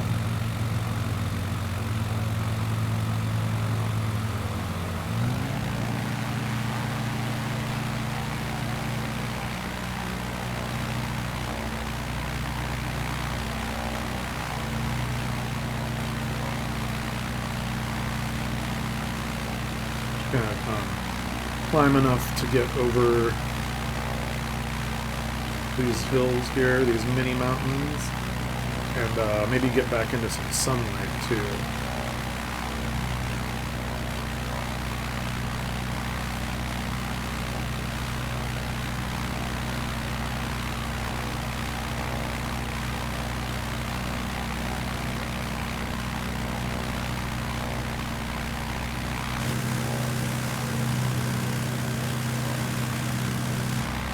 Guess they didn't want to.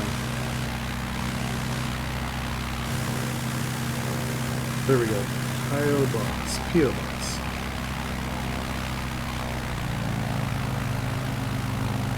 Get into the back a little bit. Could be almost high enough to get that here. I bet he can't climb as fast as me.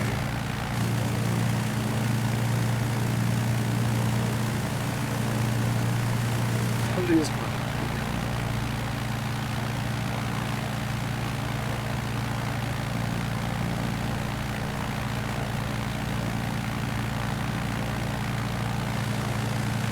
probably start to catch up now that I Slow down a little bit.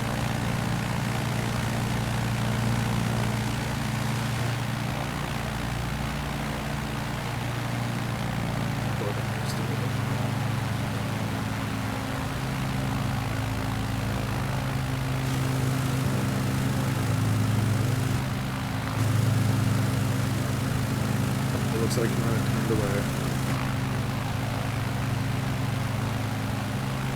Well, that's too bad. P.O. Boss or P.I.O. Boss, however you say your name. Maybe you'll visit me in the chat sometime.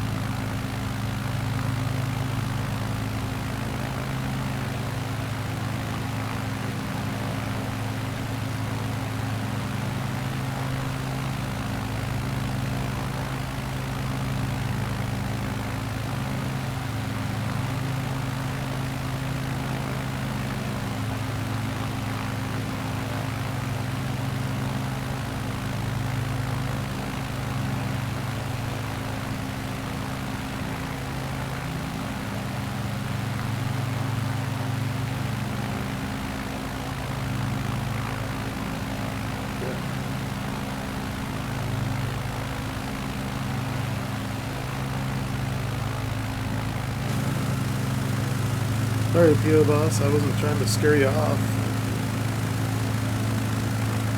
Looks like that's what I did.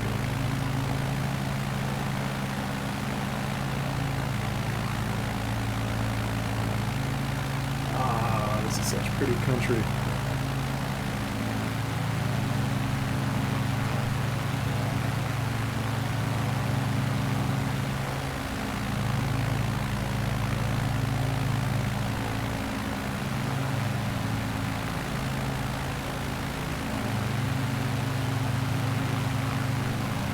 Oh man, P.O. Boss or P.I.O. Boss, however you say it, I see it in my chat. Thanks for flying with me for a minute.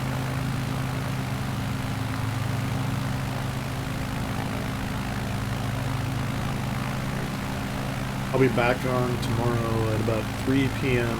Pacific time. Ah, you're back. Welcome back.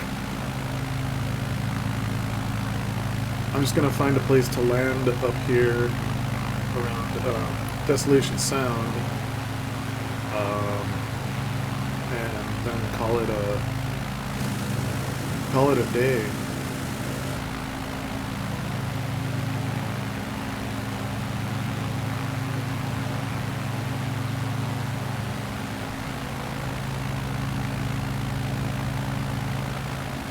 Maybe I'm going to find a place to land.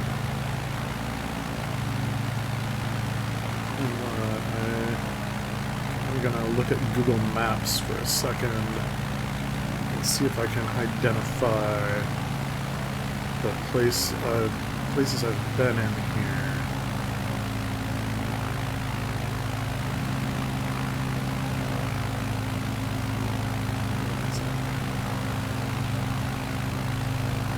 If you know a place to land in here, if you've flown here before, feel free to take the lead for a minute and show me a spot.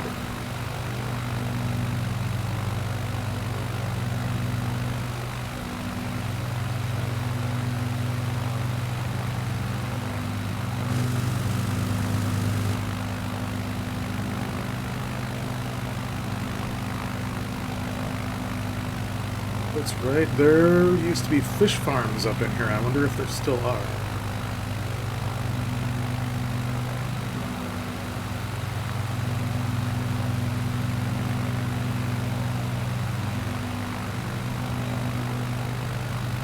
I know there are some, like,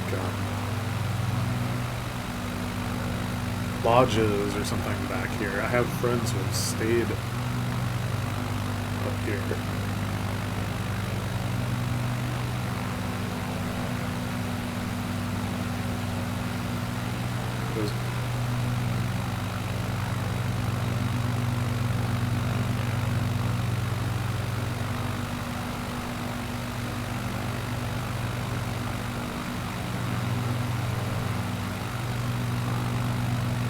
looking at...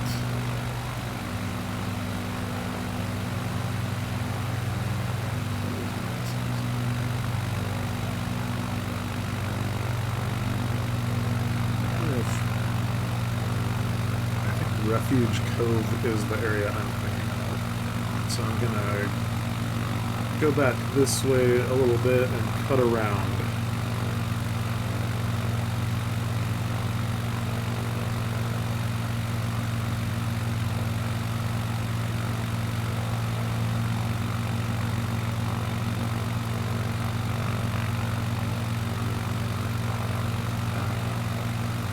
I think I figured out where I'm going.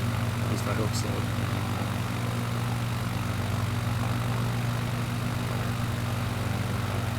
Flying into the sunshine again. Could've bought some shades for the stream. Maybe next time. Here we go, second sunset. Although when we first started the stream, sunset was quite a bit further along. There was a lot of like pink and purple in the sky.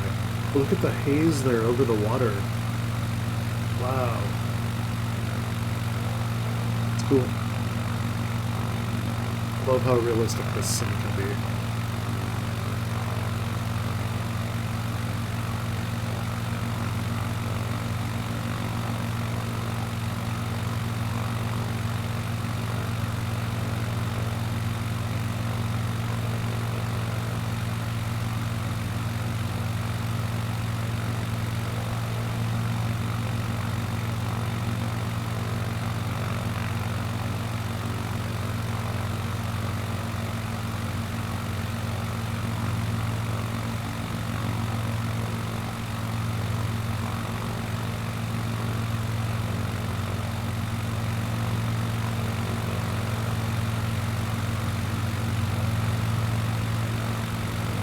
Hello there.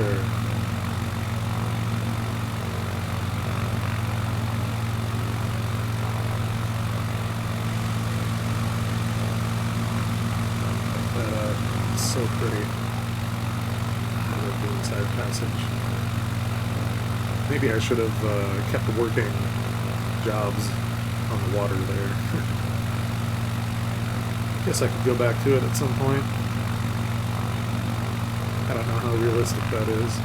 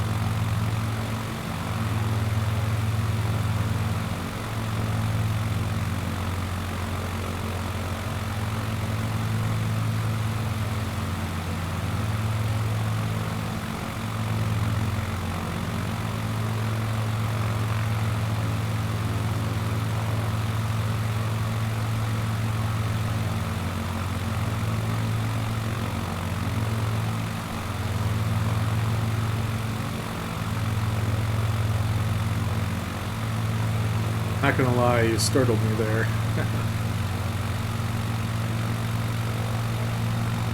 So right here, this island, and a tiny bit farther to the right. I think we can find a place to land, and if we can't, I don't know. Land here.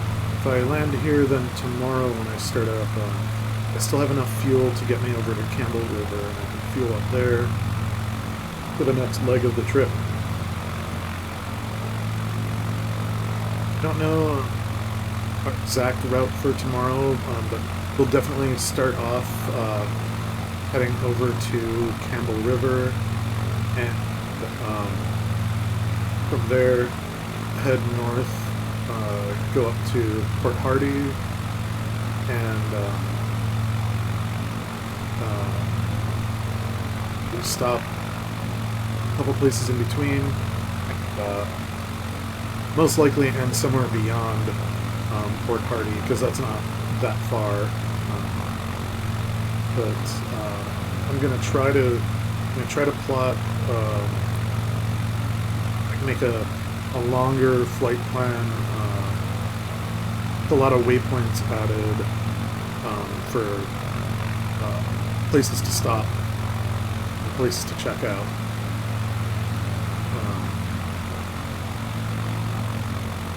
That's one of my goals for the night, is to work on a big flight plan for the full trip. That way I can talk about where I'll be when, so if anybody wants to join for particular legs of the trip, we can. And I think this is the area I was thinking of. Yeah. I don't think this sim respects the tides, so I think it's safe for me to land over there, call it a day. But not at this speed.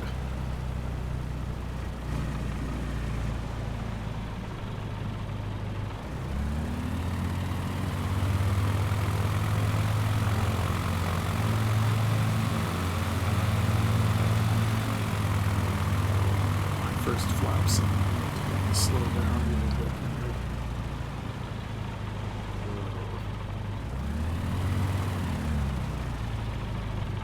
This is going to be... The descent rate is not good. This is going to be real touch and go. I mean that figuratively, not literally. Oops. That's about what I expected.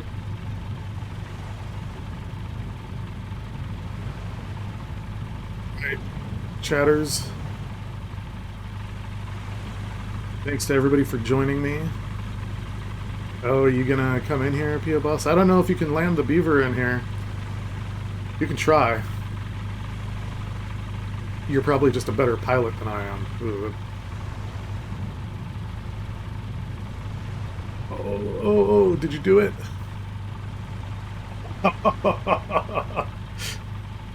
Hey, that's better than I would have done in the beaver. Maybe you would have been better off with the float plane version.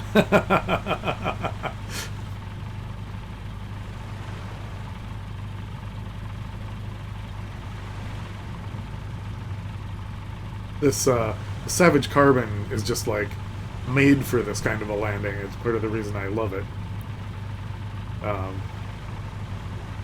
I'll wait around a little bit and see if you come back in.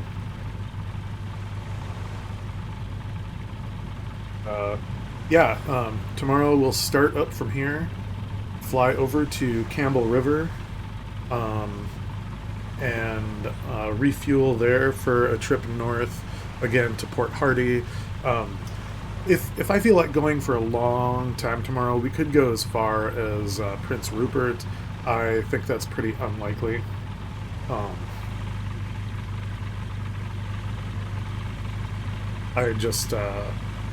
I don't know if I'm up to stream for that long, but if you, it'd be great, anybody watching, it'd be great if you would drop me a follow.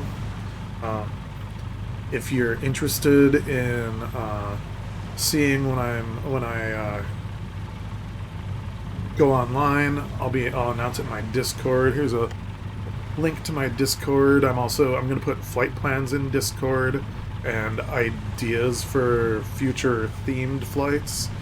And I gotta, next time I do this, I'll get a drone going so I can watch a little more easily. instead of panning around all the time. No, yeah, uh, I'm gonna start posting my ideas for themed flights. If anybody else has themed flight ideas, especially if you want to join along or even lead them, um, feel free to join the Discord and post in there. And I think that's it for today's stream. Tomorrow I'll probably have a little more to say about myself and the kind of stuff that I'm into. For now, we're gonna go on a raid. We are gonna raid one of my favorite streamers. She's the first streamer that I became a regular viewer of, watching her streams. She has a great community, and watching her streams and being a part of her community helped me get through the miserable times that were the, first year or two of COVID. Oh, man. Well, that was an improvement, that's for sure. I mean, you saw I nosed over too when I landed here. I just slewed upright and called it good, though. It was good enough for me. I don't know, I take it back.